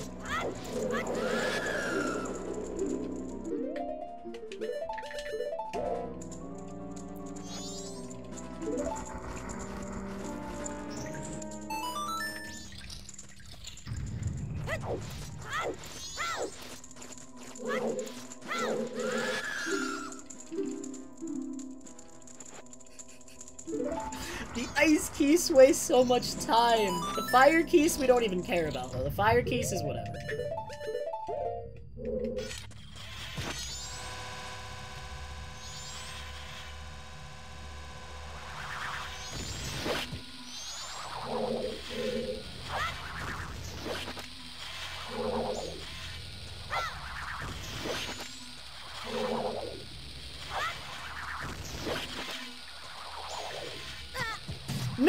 No, dude, that didn't look like I was in range. Sad.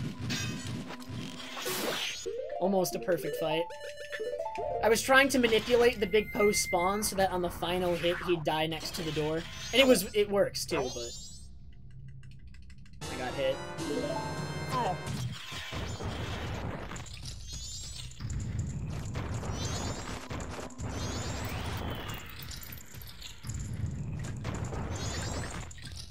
Yeah, in the English version of the game, they'll say exactly what Nuz said.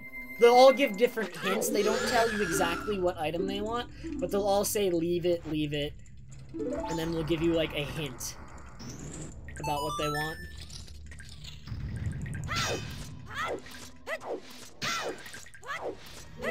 Like this one wants something rich in calcium, I believe, is the English hint.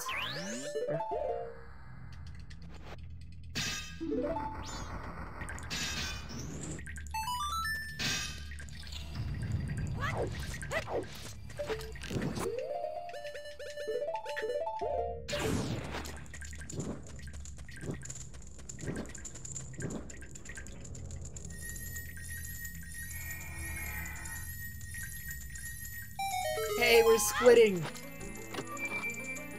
Oh, nice. I saved a lot of time on this segment. Could have been better, though. Could have been a bit better. Not bad.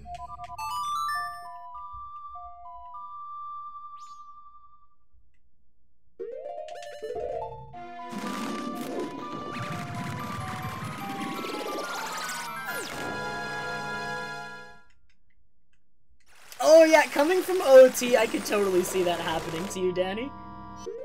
Because you actually have to talk to NPCs to give them items in this game, with one exception. There is one NPC that accepts items like you would do it in OT, and that is the Clocktown Deku Scrub, the trading scrub.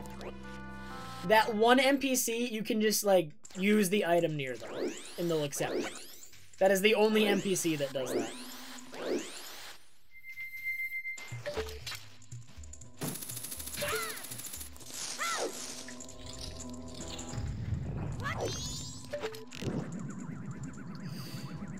Slow aiming.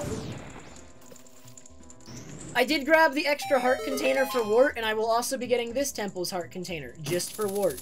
Wart is the only threatening fight in this run.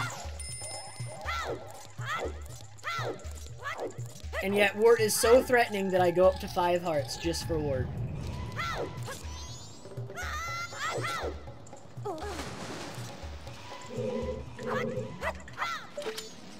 Ah! He baited me, dude. He almost always attacks me, so I was a little bit surprised when he didn't attack me at first, but then he came after me anyway.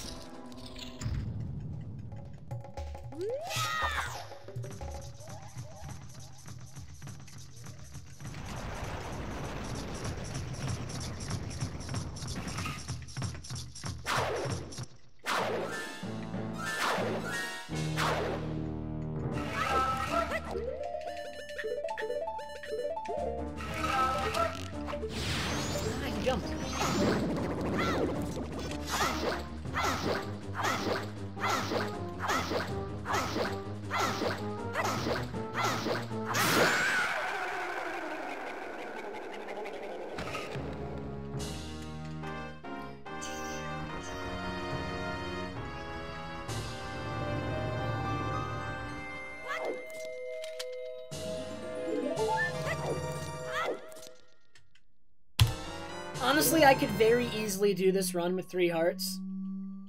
We probably still get 4 for Majora, but like it would be reasonable to do this run with 3 hearts, if not for Wart. But Wart has killed me twice recently. Like Wart is such a dumb fight, and like the primary reason for that is this: like the way you do the fight quickly involves hitting yourself a lot. So like you're already dealing a bunch of damage to yourself, and then just like. The fight, in order to do it fast, you cannot clear the bubbles in a safe way. You just, like, stand in them and, like, blow up bombs.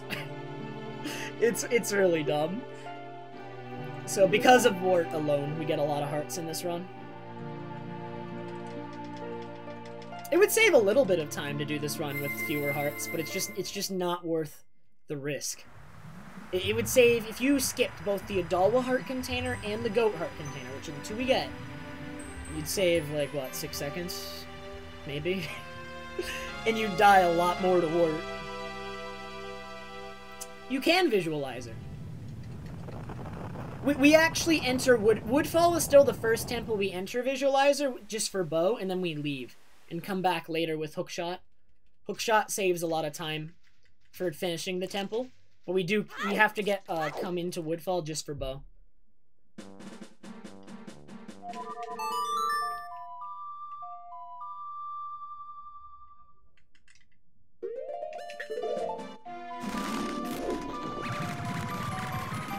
Yeah, you can do any temple in any order.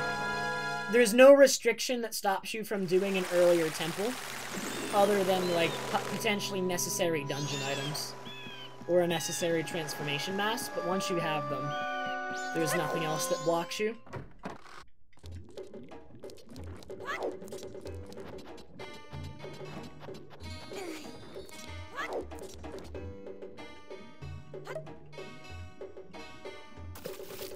Yep. You get bow first, and then you just leave the temple.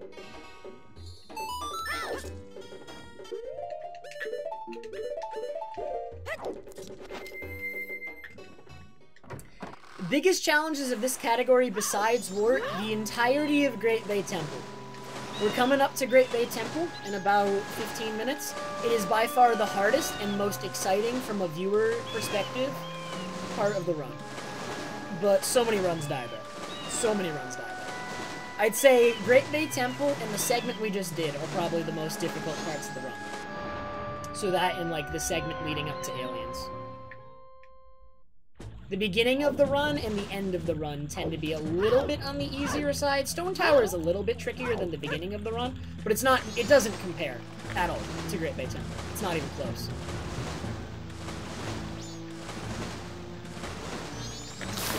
I've never run Glitchless on English, but are you kidding me? You're kidding me, right? Sick, dude.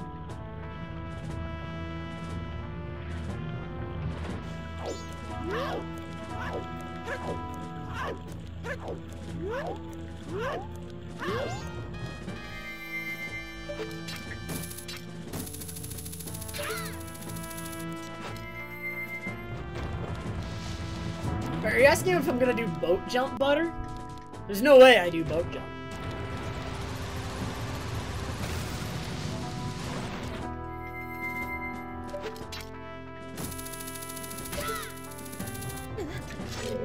Not yet, at least. I have been considering boat jump and practicing boat jump, but boat jump is so bad.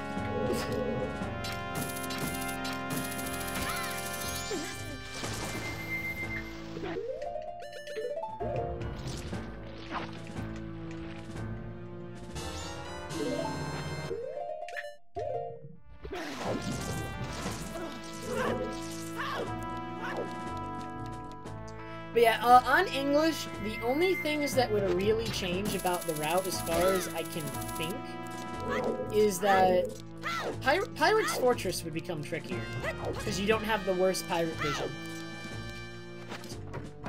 that you can take advantage of. But, like, at the same time, you could just use Bow and Goron and go to the upper room, so you could still do it exactly the same. I believe the route wouldn't have to change. You'd have to do some things differently, but the route would function identically in terms of when you go do things. Yeah, no power crouch stab would change a fight or two, but that's it. Like, you could still do the route in the same order. It would just change the fight. It wouldn't change the route.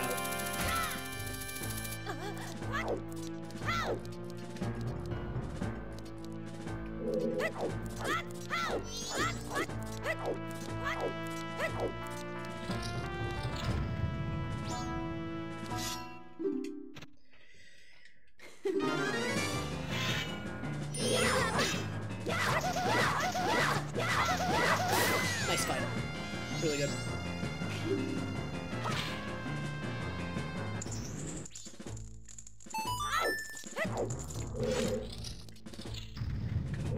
It is not very tight to get past that guard. I could probably sit there for another 10 seconds and not get caught.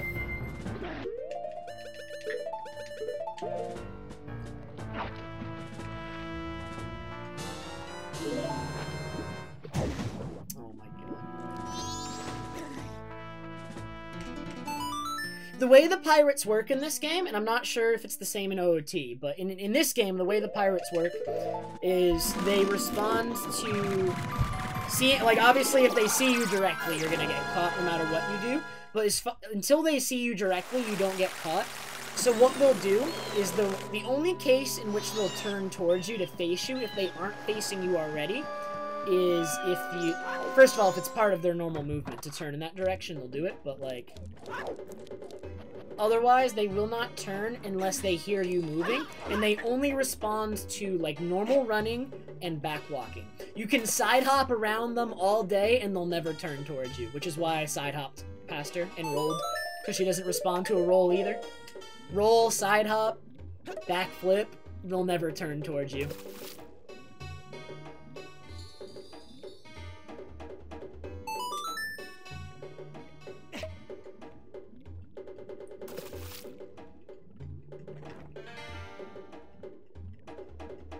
That's why my movement to get past her was some rolls and then some side hops.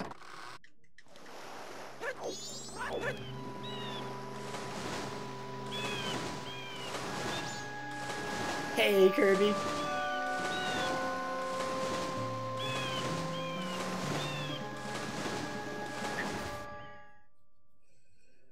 I think I'm hitting my second win. I was complaining about being tired a lot at the beginning of this run, and like, somewhere in Alien segment, I was suddenly a lot less tired.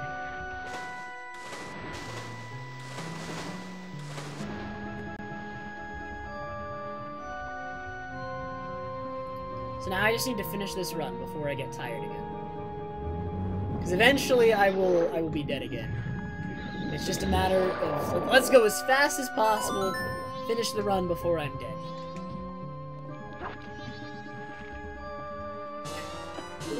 I don't know, Nuss. Yeah, this actually is the best run I've done in a while, isn't it? 43 seconds ahead here, with almost, like, a minute to save in Great Bay Temple coming up. Like, I could just... This run, in theory, could kill the category, but there's, like, no way it's gonna happen. My endgame in my like, the splits I'm running against is so good. It's insane how good my endgame is. So I need to go into endgame with a lead, actually, to PB, I'm pretty sure. Like, in theory, I could match it, but the odds are I do not.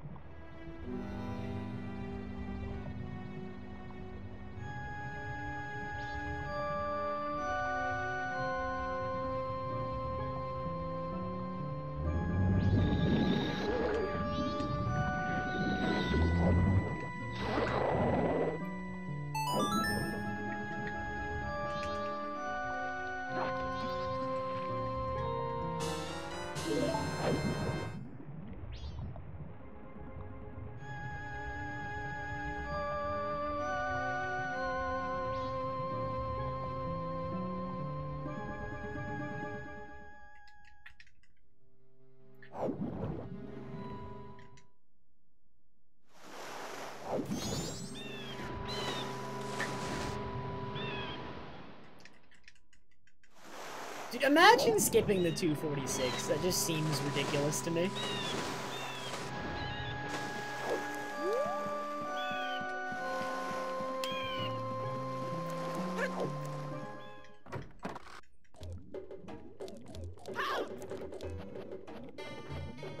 The bottles you get in this category, so you get 3 bottles overall, and the bottles you get are the red potion bottle that you get from the witch in Southern Swamp.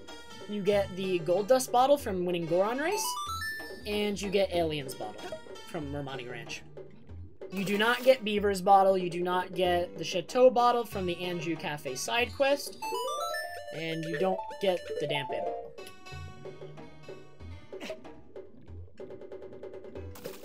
Imagine Dampe in this category. That'd be awful. It'd be so bad.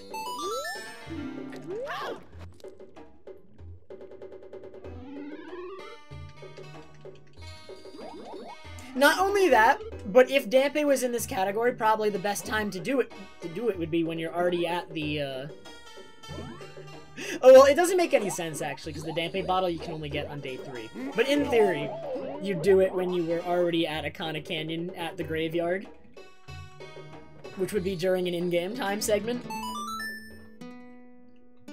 Let's route an in-game time segment with Dampe to assume you get good luck. That'd be sick.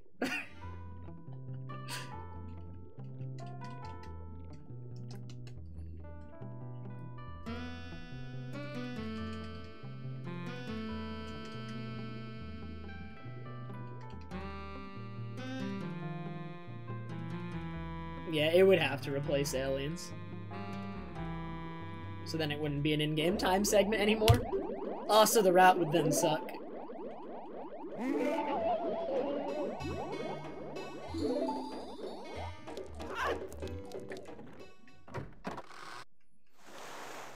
My favorite try-hard route, Danny, is the the one in MM 100%, where you do the item recovery. There's the no backup item recovery route, where you go for item recovery on the letter after giving it to Toilet Hand, and if you fail the item recovery, the run's just dead. That's my favorite one.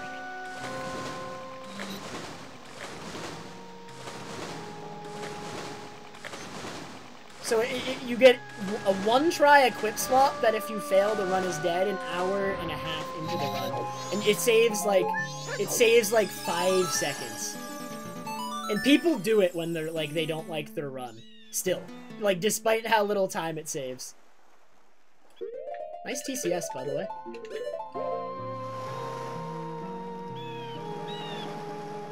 When people do it, they just want their run to die, honestly. That's what they're saying. Like, please, I hate this run, let it be dead.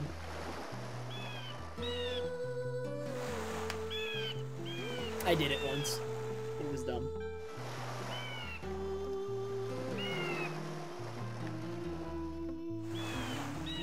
Because what happens is you need a piece of paper to give both to Toilet Hand, and you also need to mail the letter. And technically, if you wanted to be absolutely perfect, you would equip swap, you get the letter from Anju, and then Toilet Hand is right there, so you just give him the letter, and then you equip swap it back, and you're fine to mail the letter still. But if you fail that, you don't have the letter anymore, and your run's dead. It saves so little time. Beaver Bottle is significantly slower than Alien's Bottle. I don't even know the time on that, because it would just be way too large. It'd be huge.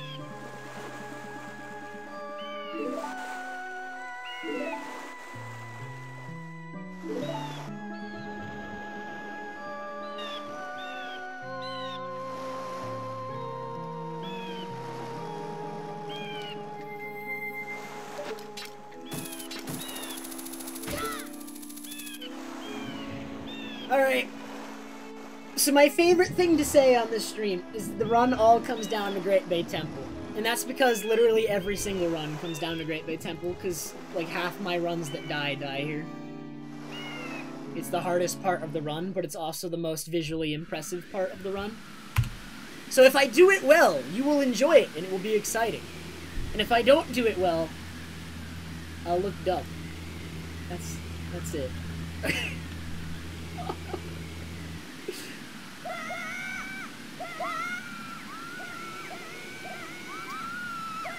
I forgot to learn Swag Yellow Turnkey Butter. I only have medium Swag Yellow Turnkey.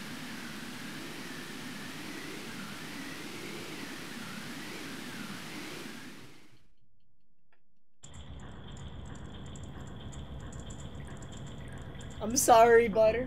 You're right, I should have learned it, though. Alright.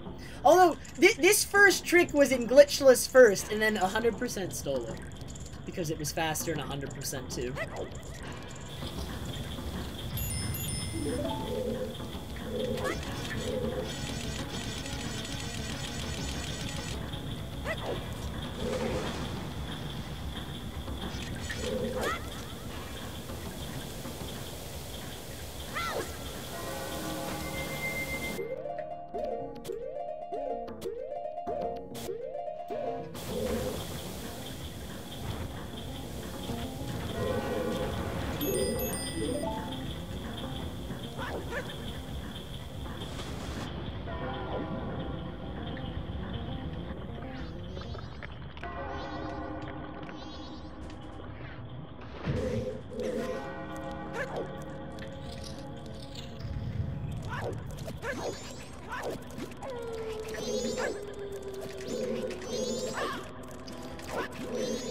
right before he hit me.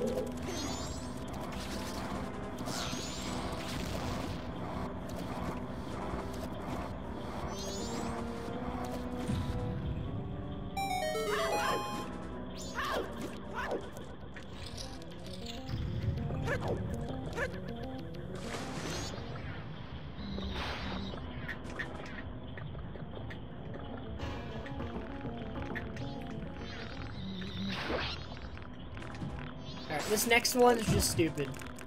And by like, it's stupid because the developers of the game are bad.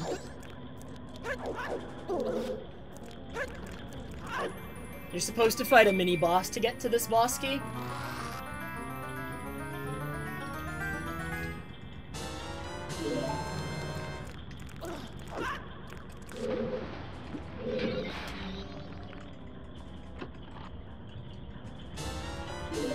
The jump is precise, but you can just jump to it.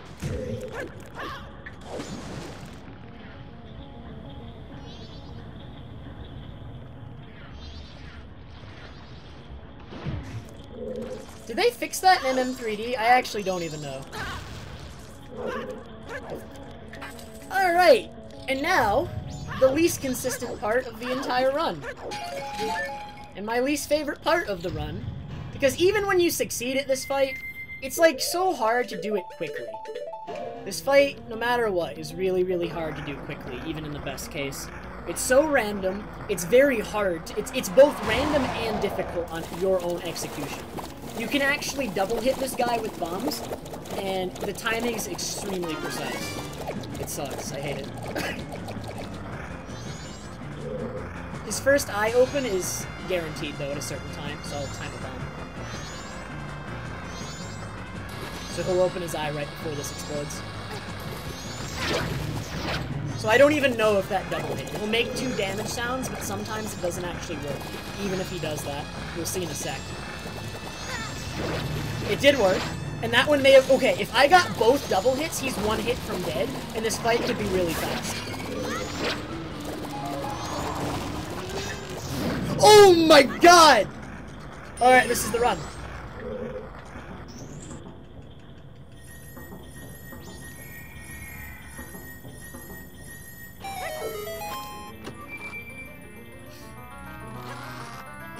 Wow, 3 hours of practice does matter. Loggers, bro.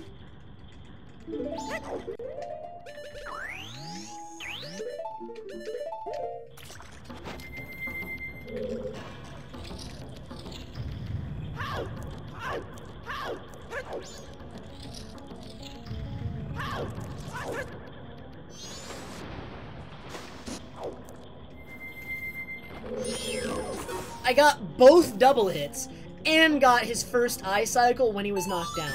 That's so good. I have had so few fights like that, even in practice. Even in practice. Like, even in my best case in practice. I don't get many runs like, or like, many fights like that. I mean, if I skip 45, I'm done with Glitchless, because that split is gonna be impossible to match. That gold is so good. It's crazy. That fight was insane.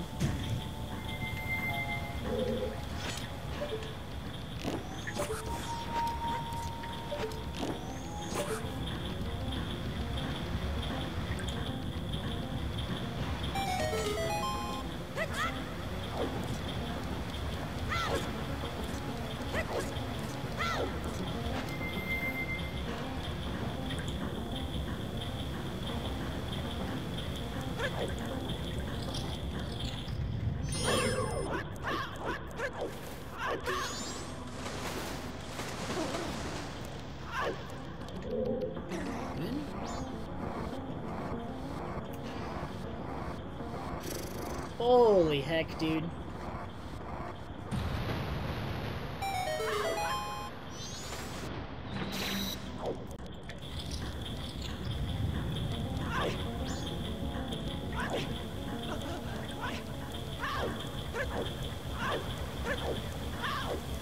I actually do the baby setup, Danny. You can do that with less side hops. but the camera turns... Like, the way the camera turns if you do a couple extra side hops makes it easier.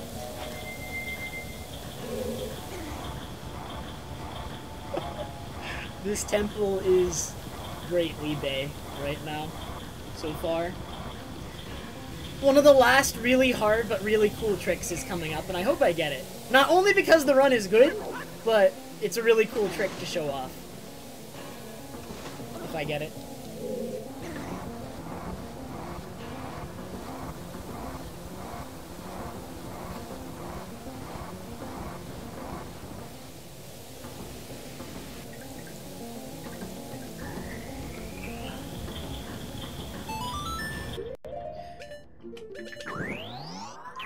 Alright, so the next cool trick right here, not the most difficult trick in the temple, up there.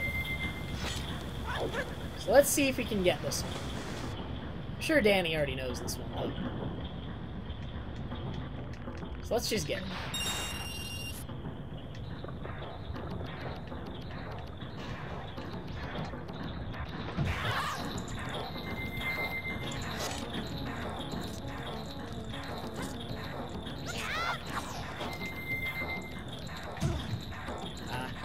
Nice block right after I got it.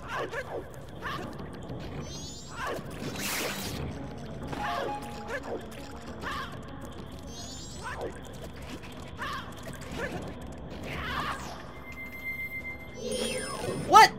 I've never targeted that guy before going for the shot.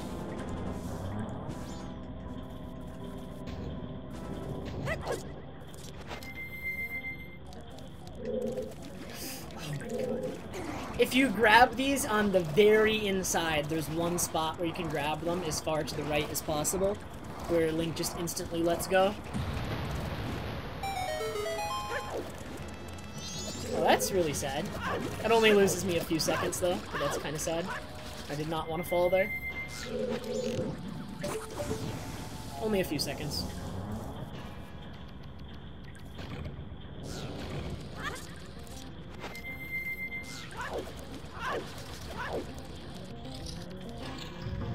I really didn't want to have to fire that extra fire arrow, but I still have enough magic.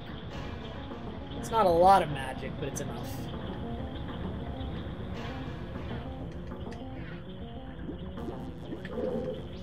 Well, me falling there was probably the biggest mistake in this entire temple. The temple was really good other than me falling there, and that only costs a few seconds. Almost a perfect temple, honestly. It probably would have been, like, it would have been as close to perfect as it could have been if I hadn't made that mistake.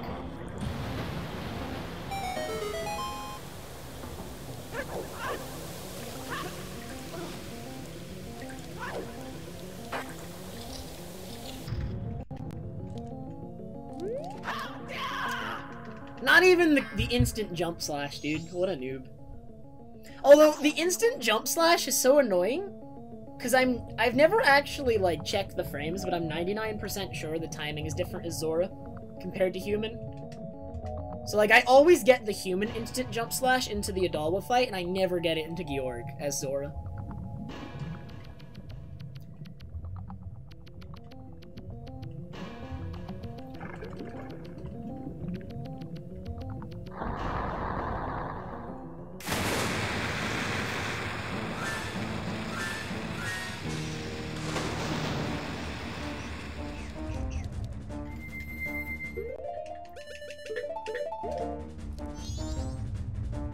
That's not a great spot.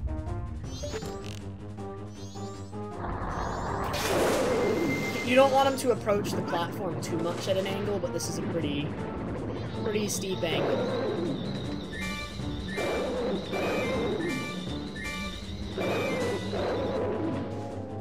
Okay, worked out.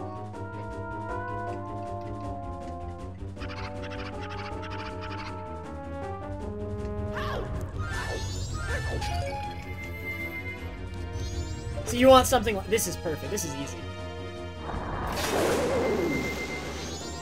Just straight into the platform.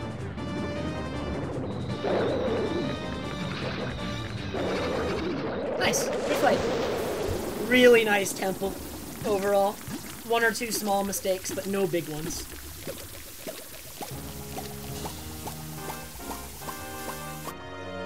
And actually, 3.5 hearts, very nice amount of health to come out of this with.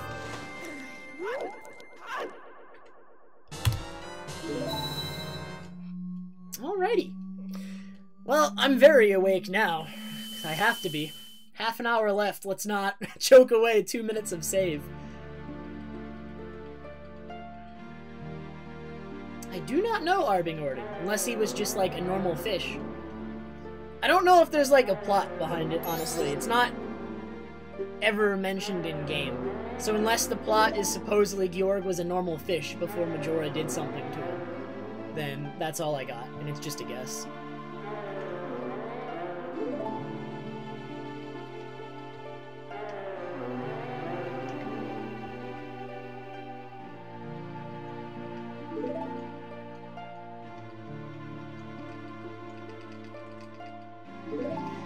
Alright. Stone Tower Temple, not the hardest part of the run. Not the easiest. I call it, I put it squarely in the middle in terms of difficulty. So if I'm on, like, I expect to lose time, though, in Stone Tower, because everything from now on is, like, yeah, all, my final four, or my, okay, the 3 Stone Tower splits are all gold splits.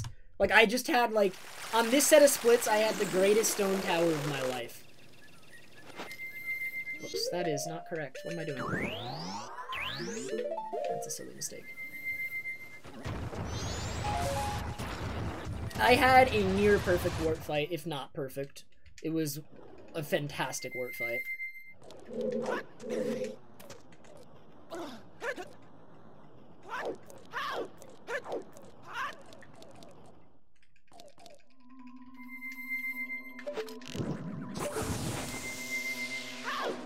Welcome back, Mace.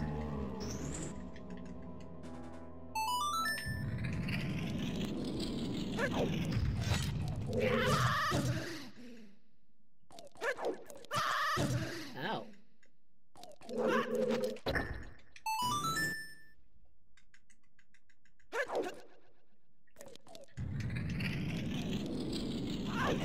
Oh, what the heck, Mace?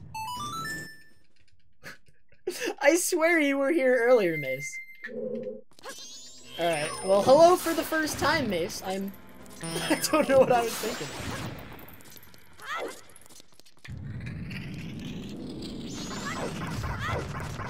Tell Mace a bedtime story?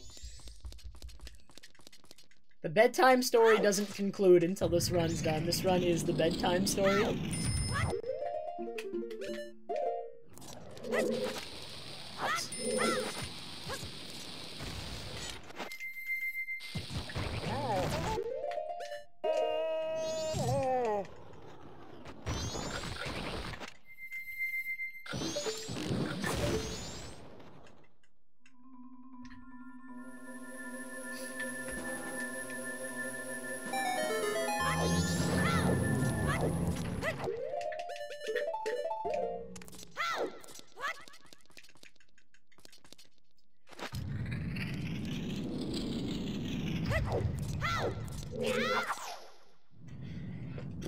Okay, so we need to death warp out of it, or after this fight, so we're gonna, like, this is one of the few places where this run could loot. Actually, normally it would be a run death to mess up the death warp here and to die prematurely, but actually this run wouldn't even die to that. But I would lose a lot of time, so let's just not.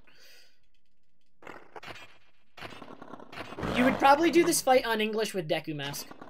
For some reason, all of these guys are weak to Deku Bubbles. They take extra damage from Deku Bubbles, and you can stun them with Deku Spins. With Deku, the fight is really easy.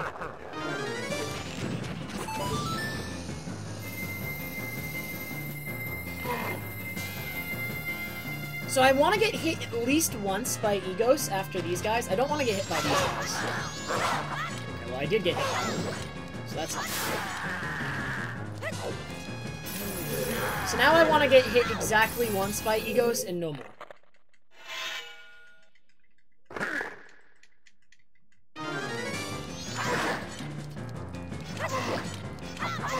Hit me.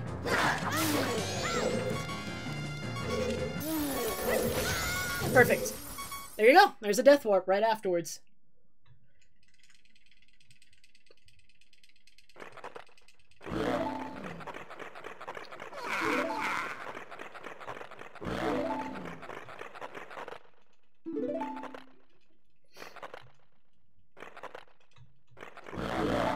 He actually behaved a lot there. He wasn't even going to attack me before I killed him.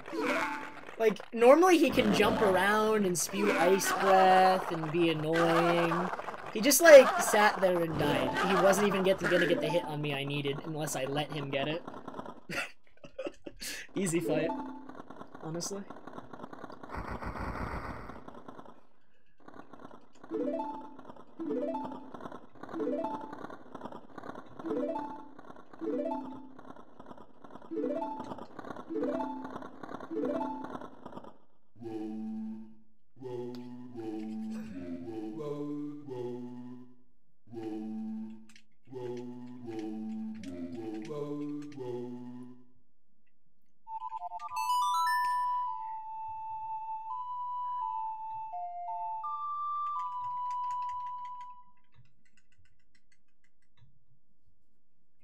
Yeah, but Ganon can play the piano, dude, or like the organ even, so like, I don't know.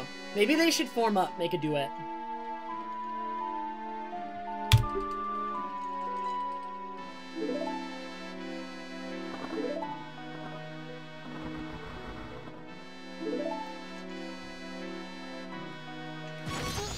Ow.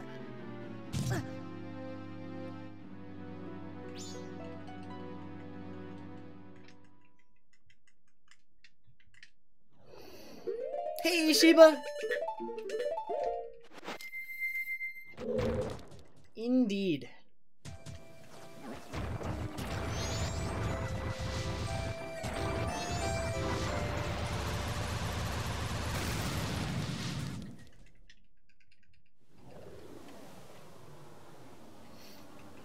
Alright.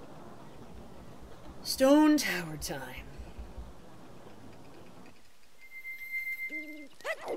This run actually might be too fast, and I might have to do double Song of Time in Stone Tower. That is, like, one problem with this route that I don't see a solution to.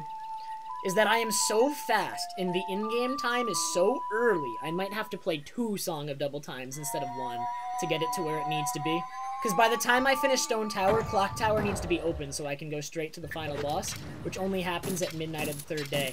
So I'm gonna have to accelerate in-game time. But I've been so fast, I might have to accelerate 2 days instead of just 1, which is the norm. And has happened to me in the past, so I know it can happen.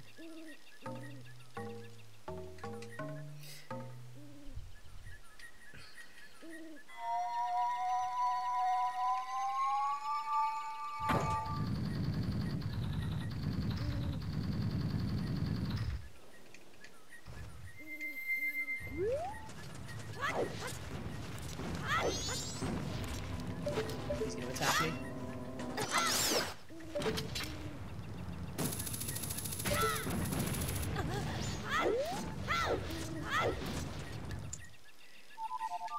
That's still an extra Song of Double Time, though, Zuner, that you otherwise wouldn't have to play. Like both these Song of Double Times are gonna come in Stone Tower Temple, so we're gonna skip the cutscene anyway. So, like, you can't improve it other than just by straight up removing them.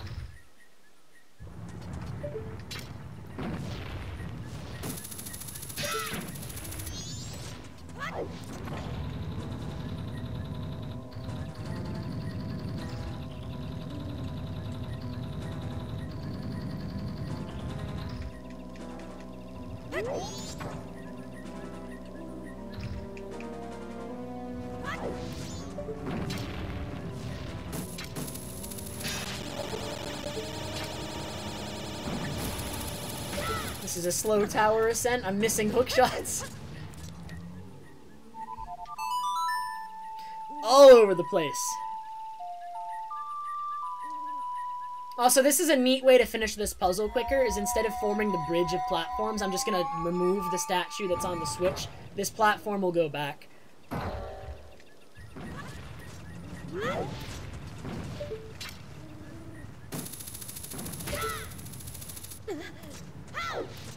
I'm gonna do the same thing here. Instead of forming the bridges, I'll just keep riding the platforms back, which saves playing Elegy once each time.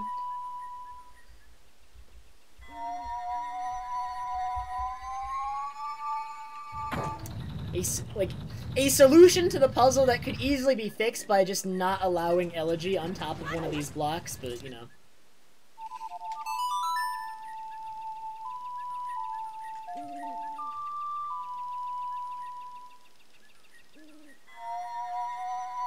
I see where you're going with that, Zuner. Maybe.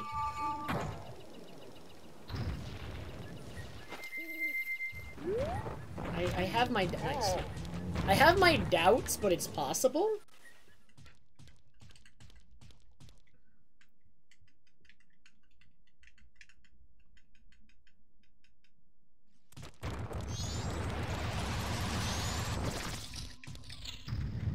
Be a friend. Nice. Sometimes he doesn't attack you immediately, and you want him to.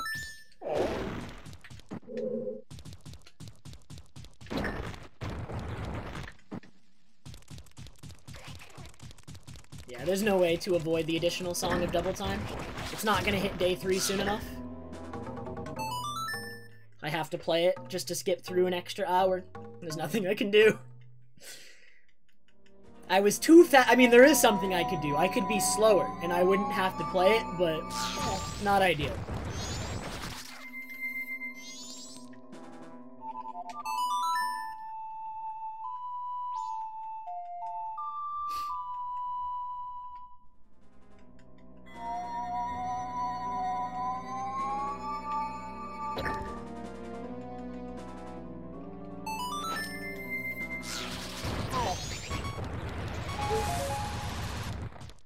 Okay, my health is really good. Don't want to take any more damage.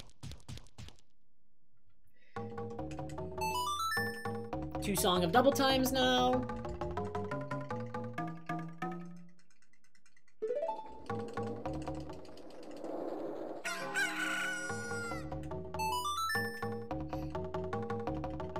Thanks, Gamble!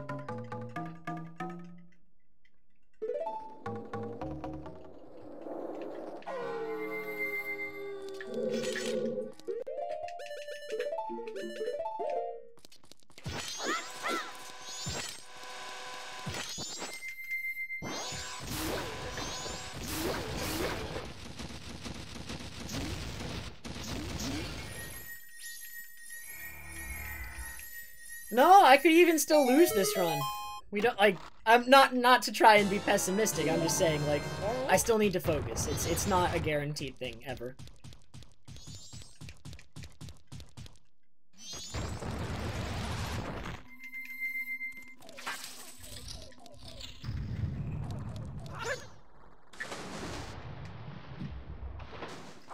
Because in order to access the final boss fight in Glitchless, I have no way to access the clock tower other than the intended way, which is when it opens at midnight on 3rd night. So I need to make sure that when I complete this temple, it's midnight on 3rd night, so that I can just head straight into the final boss fight.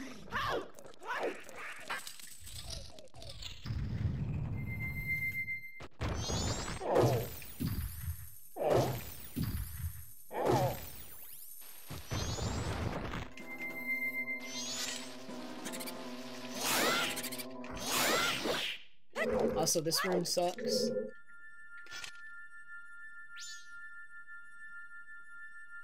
I'll give it an extra second for safety.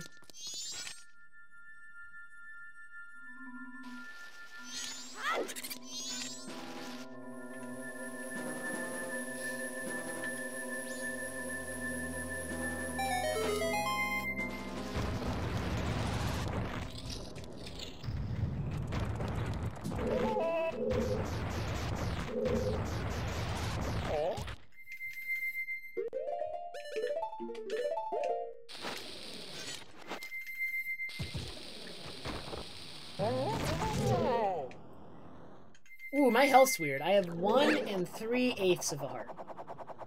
Okay, that's okay.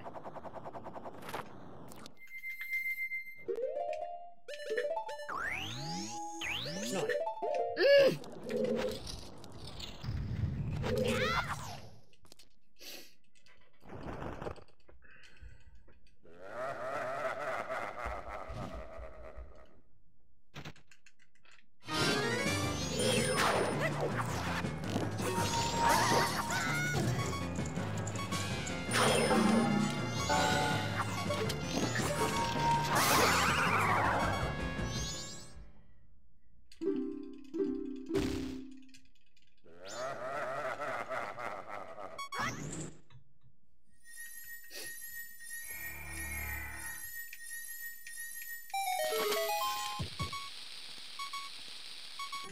Good. That's a quick death warp. Ooh, I lost decent time on this segment, though. I didn't realize it was that slow. I think my Stone Tower Ascent was the slowest part of the segment. Oh, and I had... Oh, wait a minute. I had to do double Song of Double Time. That's right, that's right. That's probably where most of the time loss actually was. Okay, I was like... Because I knew my Ascent of Stone Tower was kind of slow, but I didn't think it was that slow. It was actually just the double Song of Double Time. Okay, so I didn't play that segment as bad as I thought.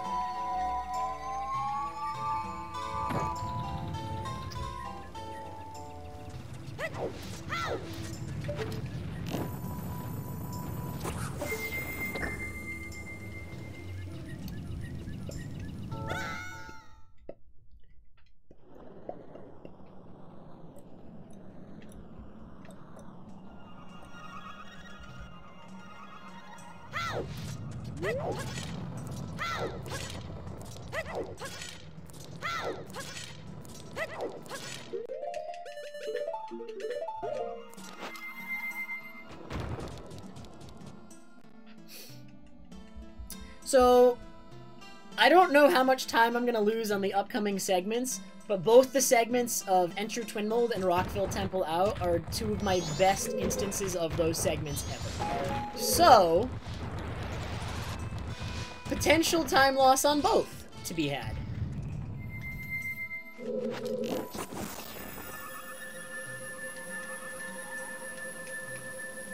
I'm playing on a GameCube controller. On a Nintendo Wii.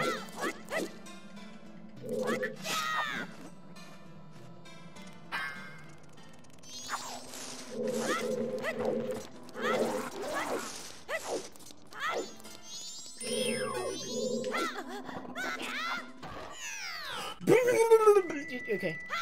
Relax. Why didn't that work, though? I'm so confused.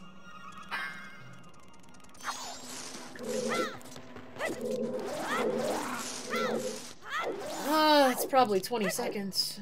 There we go.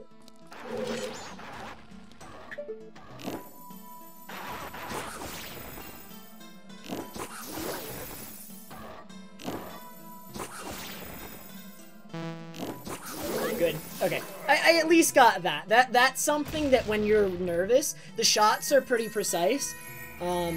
If you're nervous, it's very easy to fail that. So at least I didn't fail that. Because I am pretty nervous right now.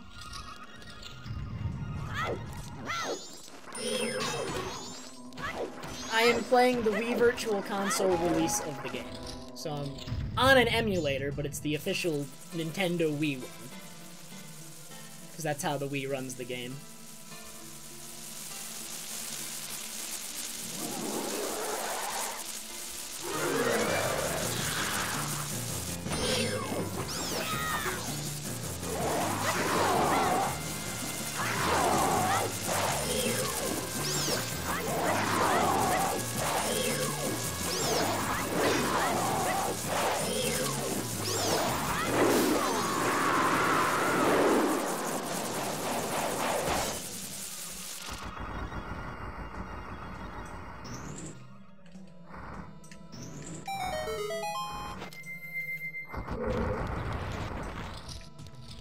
Yeah, normally I'm okay to explain it, Blago, but I'm on a very good run right now. I'm a little bit more focused than normal, so I apologize. Or I'm a little bit more nervous. I wouldn't say I'm more focused. I normally try to focus all the time, but like, you know what I mean. I'm nervous. It's harder for me to focus.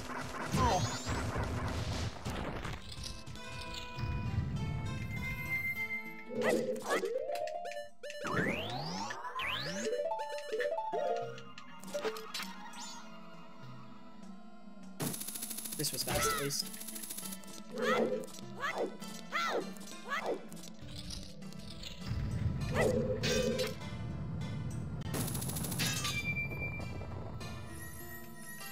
Okay, losing a little bit of time on this segment almost certainly because of what happened where I fell that one time. Still not quite sure why it happened, but it's okay. It's not as much as I thought it was gonna be, and I think maybe it's because the rest of the segment was fine.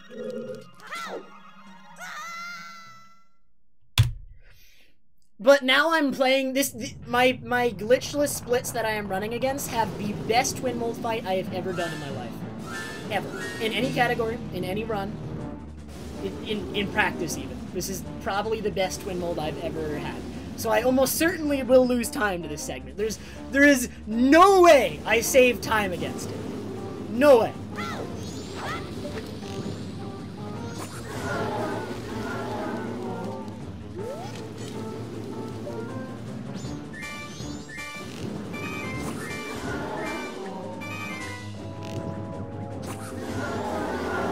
Already that blue was slower than the splits I'm running against.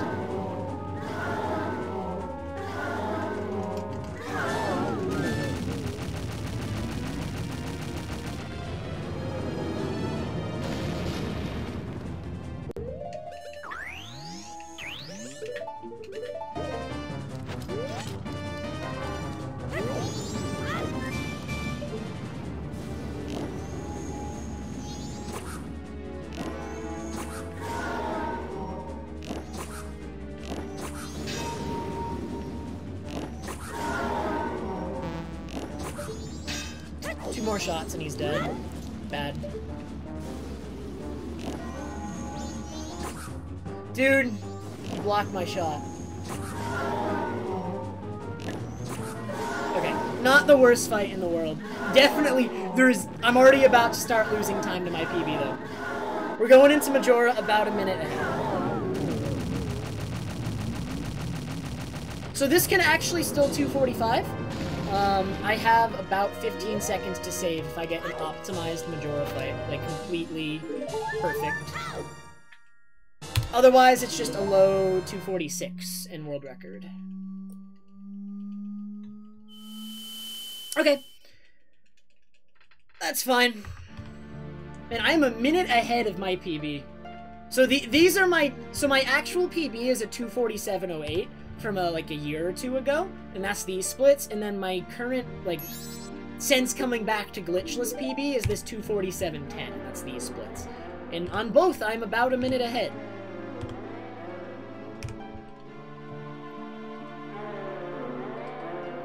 Yeah, but my Majora Gold is not optimized, Link. So if I get a better Majora Gold, which does require some good luck, it could be a 245.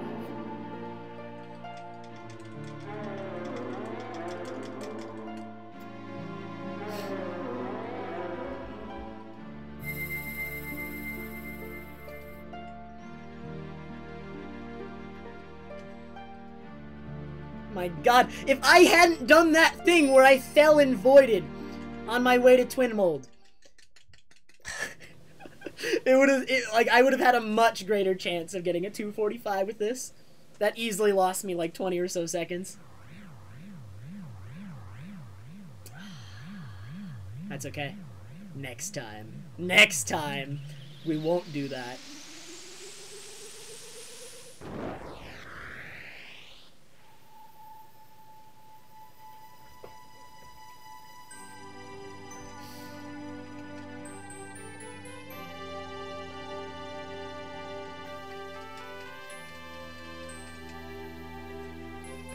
You know my strat, Melon.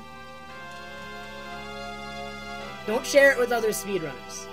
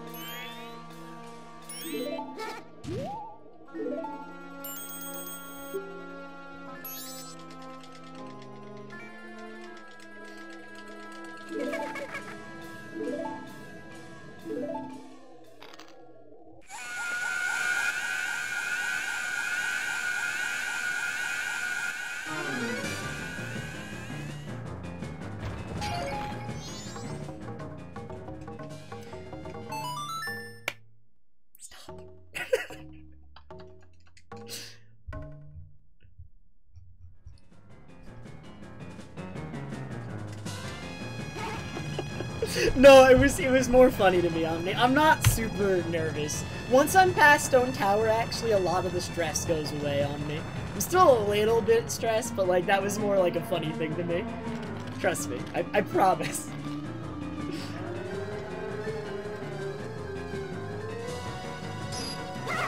It doesn't stress me more to make that mistake, it more annoys me. It is very annoying to make that mistake.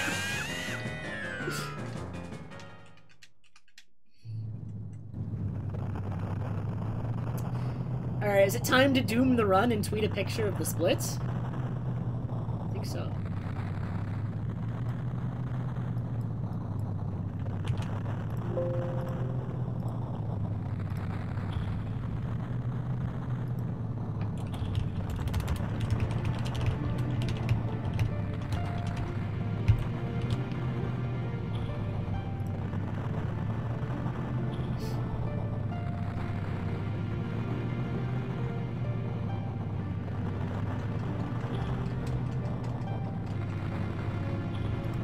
I already did it, it's too late.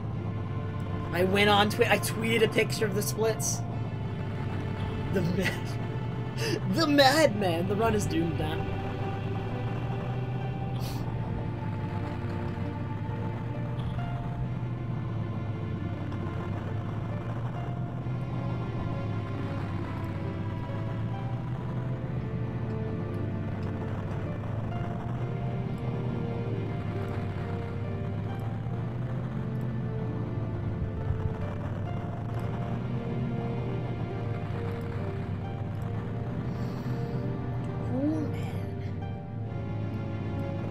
That Great Bay Temple in that ward, no matter what, is so insane to me. That's like time lost every run forever.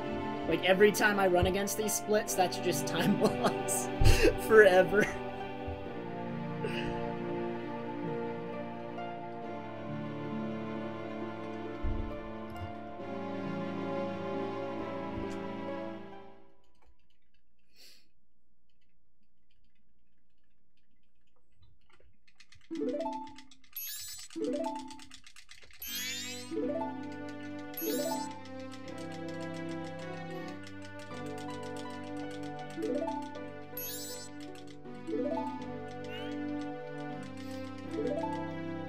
We need an emote of the Giants. Omni is really good at adding pants to literally every emote.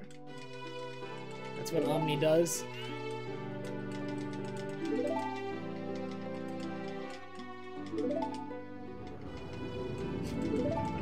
Hey, no.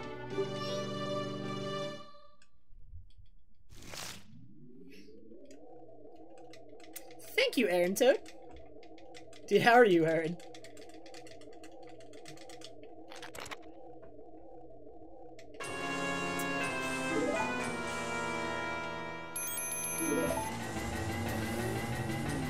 Nice, Aaron. You and half my mods, Aaron.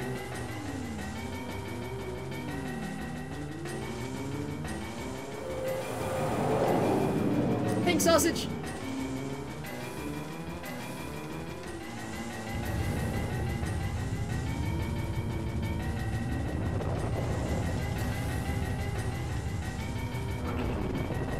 I think you work tonight, Omni.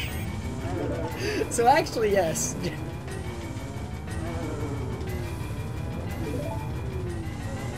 The other half was Mace, because Cha-Cha wasn't here yet. And Nuz. So Mace and Nuz. Is there anyone else? Am I forgetting who my mods are?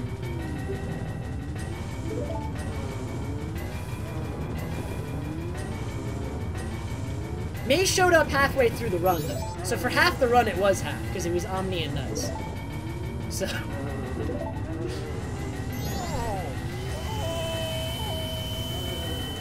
Thank you, Cody. Alright, let's see if we can get a solid Majora fight. Let us find out. What Majora has in store.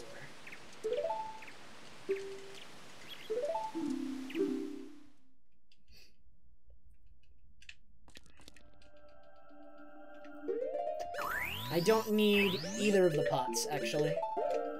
That's enough arrows and that's enough magic.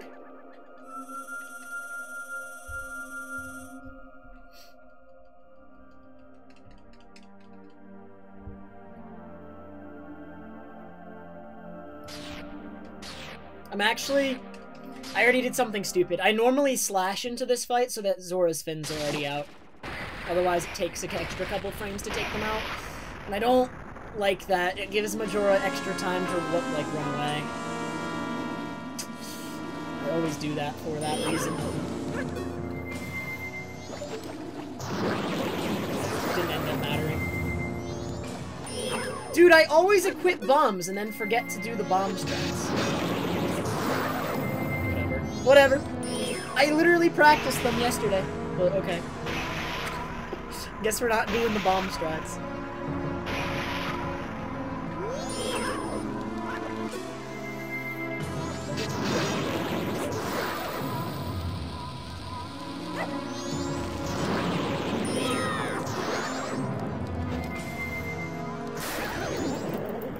I did one of the bomb cycles. You're normally supposed to do that twice. I did it once.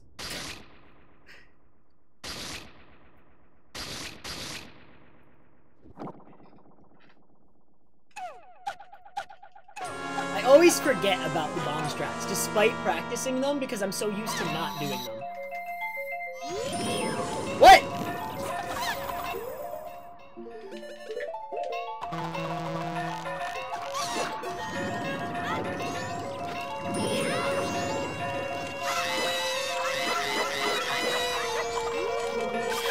This cannot 245 anymore? Incarnation was not nice enough? It can still world record, though. It can't 245 without, like, a near-perfect incarnation, though. No 245 for me, but still potentially a low 246. Let's go.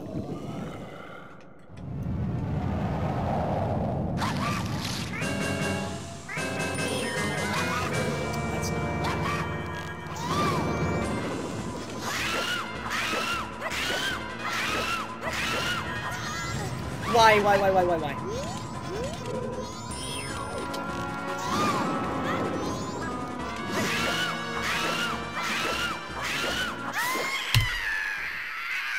Oh my god, that was a terrible Majora fight. I even got sniped by one at the end. Still very close world record.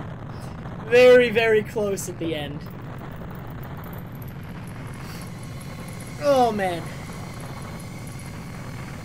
That is a world record by 3 seconds.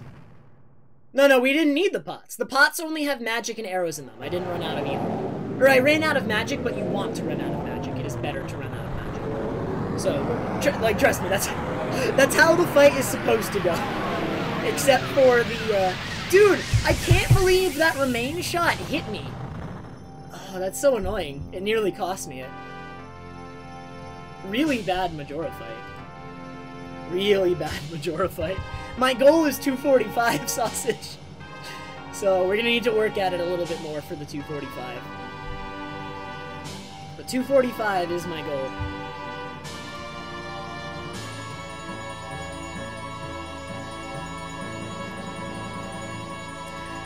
This run is insane, though. At certain points, and then at other points, it's just not. So, like, the alien segment is still very improvable.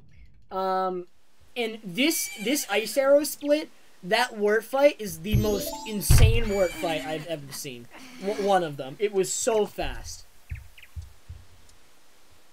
So incredibly fast. Like, I cannot explain how fast that fight was. That gold, I'm gonna lose time there every run. Every single run. I will lose time to that ice arrow split. I don't know, man. But now there's time save in Stone Tower. Stone Tower is a big time save area with me with these set of splits, as is the early game. Oh yeah, at logs at the beginning of this run, I bonked in logs. So this run sucks by default.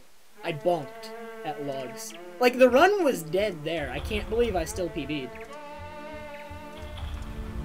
Honestly.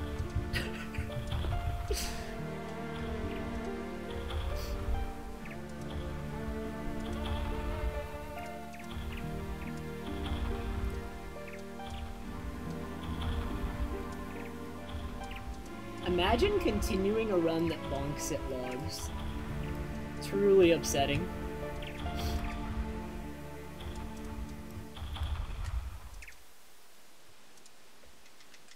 My goal time right now is just generic 2:45. No seconds specified. So I don't know.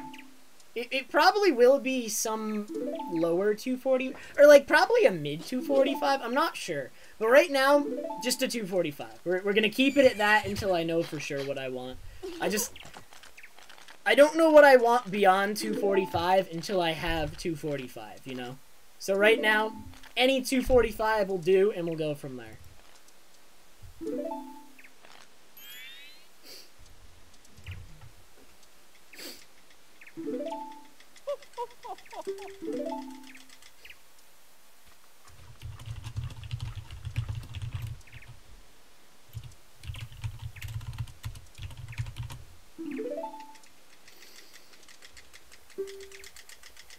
Alright, how just excessive can I be with this tweet? How many, like, obviously we need to use some caps lock in there. Maybe, like, draw out some words and whatnot. Alright, we're gonna be really, really excessive with this world record tweet. Here we go. I will check the sum of best in a second. I'm just making sure that the picture I have of the splits before I reset them is good.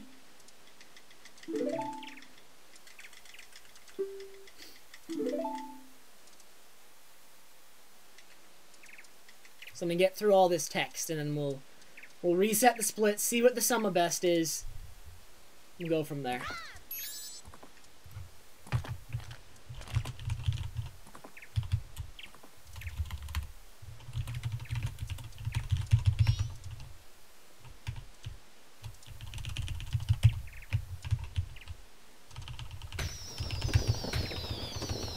And like in all the exclamation points, we'll throw in like a couple ones. I'm so excited, not even typing correctly. There you go.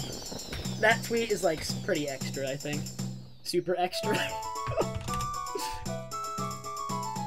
Oh, thanks, Flip. I just feel like doing that right now. I think that's a pretty good tweet.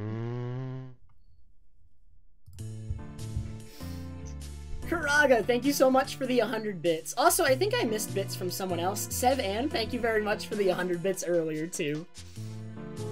Kirby, thank you, Kirby. Oh, man. Alright, what was the sum of best? Let's see, let's reset now. 244.05 is my sum of best now. Almost 243.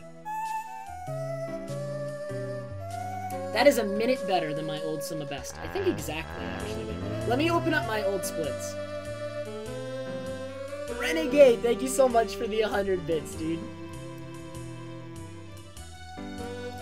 Alright, so my old any percent glitchless splits from over a year ago have a sum of best of 245.14. So that's a minute and 9 seconds better. And that was with months of runs. This set of splits is just with 3 weeks of runs, starting from scratch. So I think I've improved a bit. It would probably be safe to say I got better. Wouldn't you agree?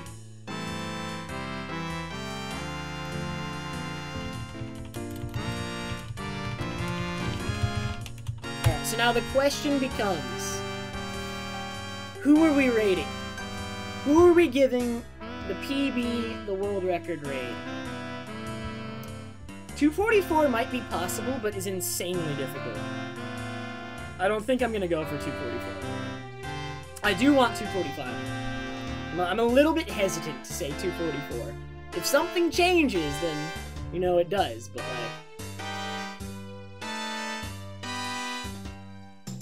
Raid DF.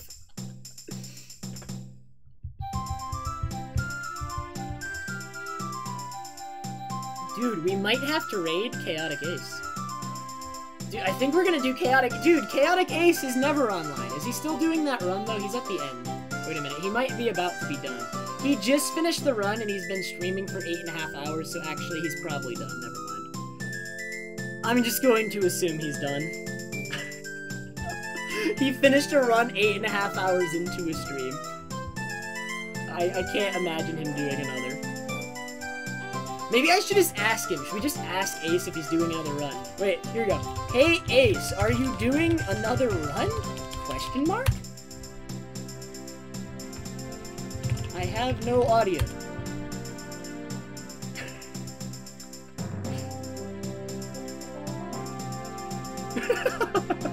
Wait! He posted a Pepe with the gun pointing at it. That's a little... Oh god. He said I'm thinking about it. Alright, he said he's thinking about it.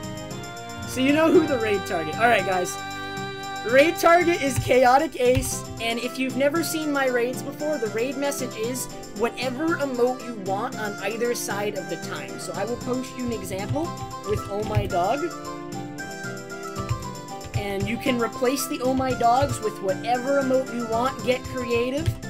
Spam him a lot. I want to see a bunch of different emotes. But choose whatever emote you want, and the format is like this.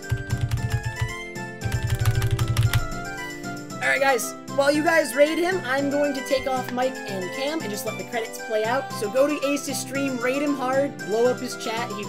He might do another run, so... I will probably be streaming tomorrow, so... Thanks guys for all the congrats. I'll see you guys tomorrow. Pretty cool, pretty cool.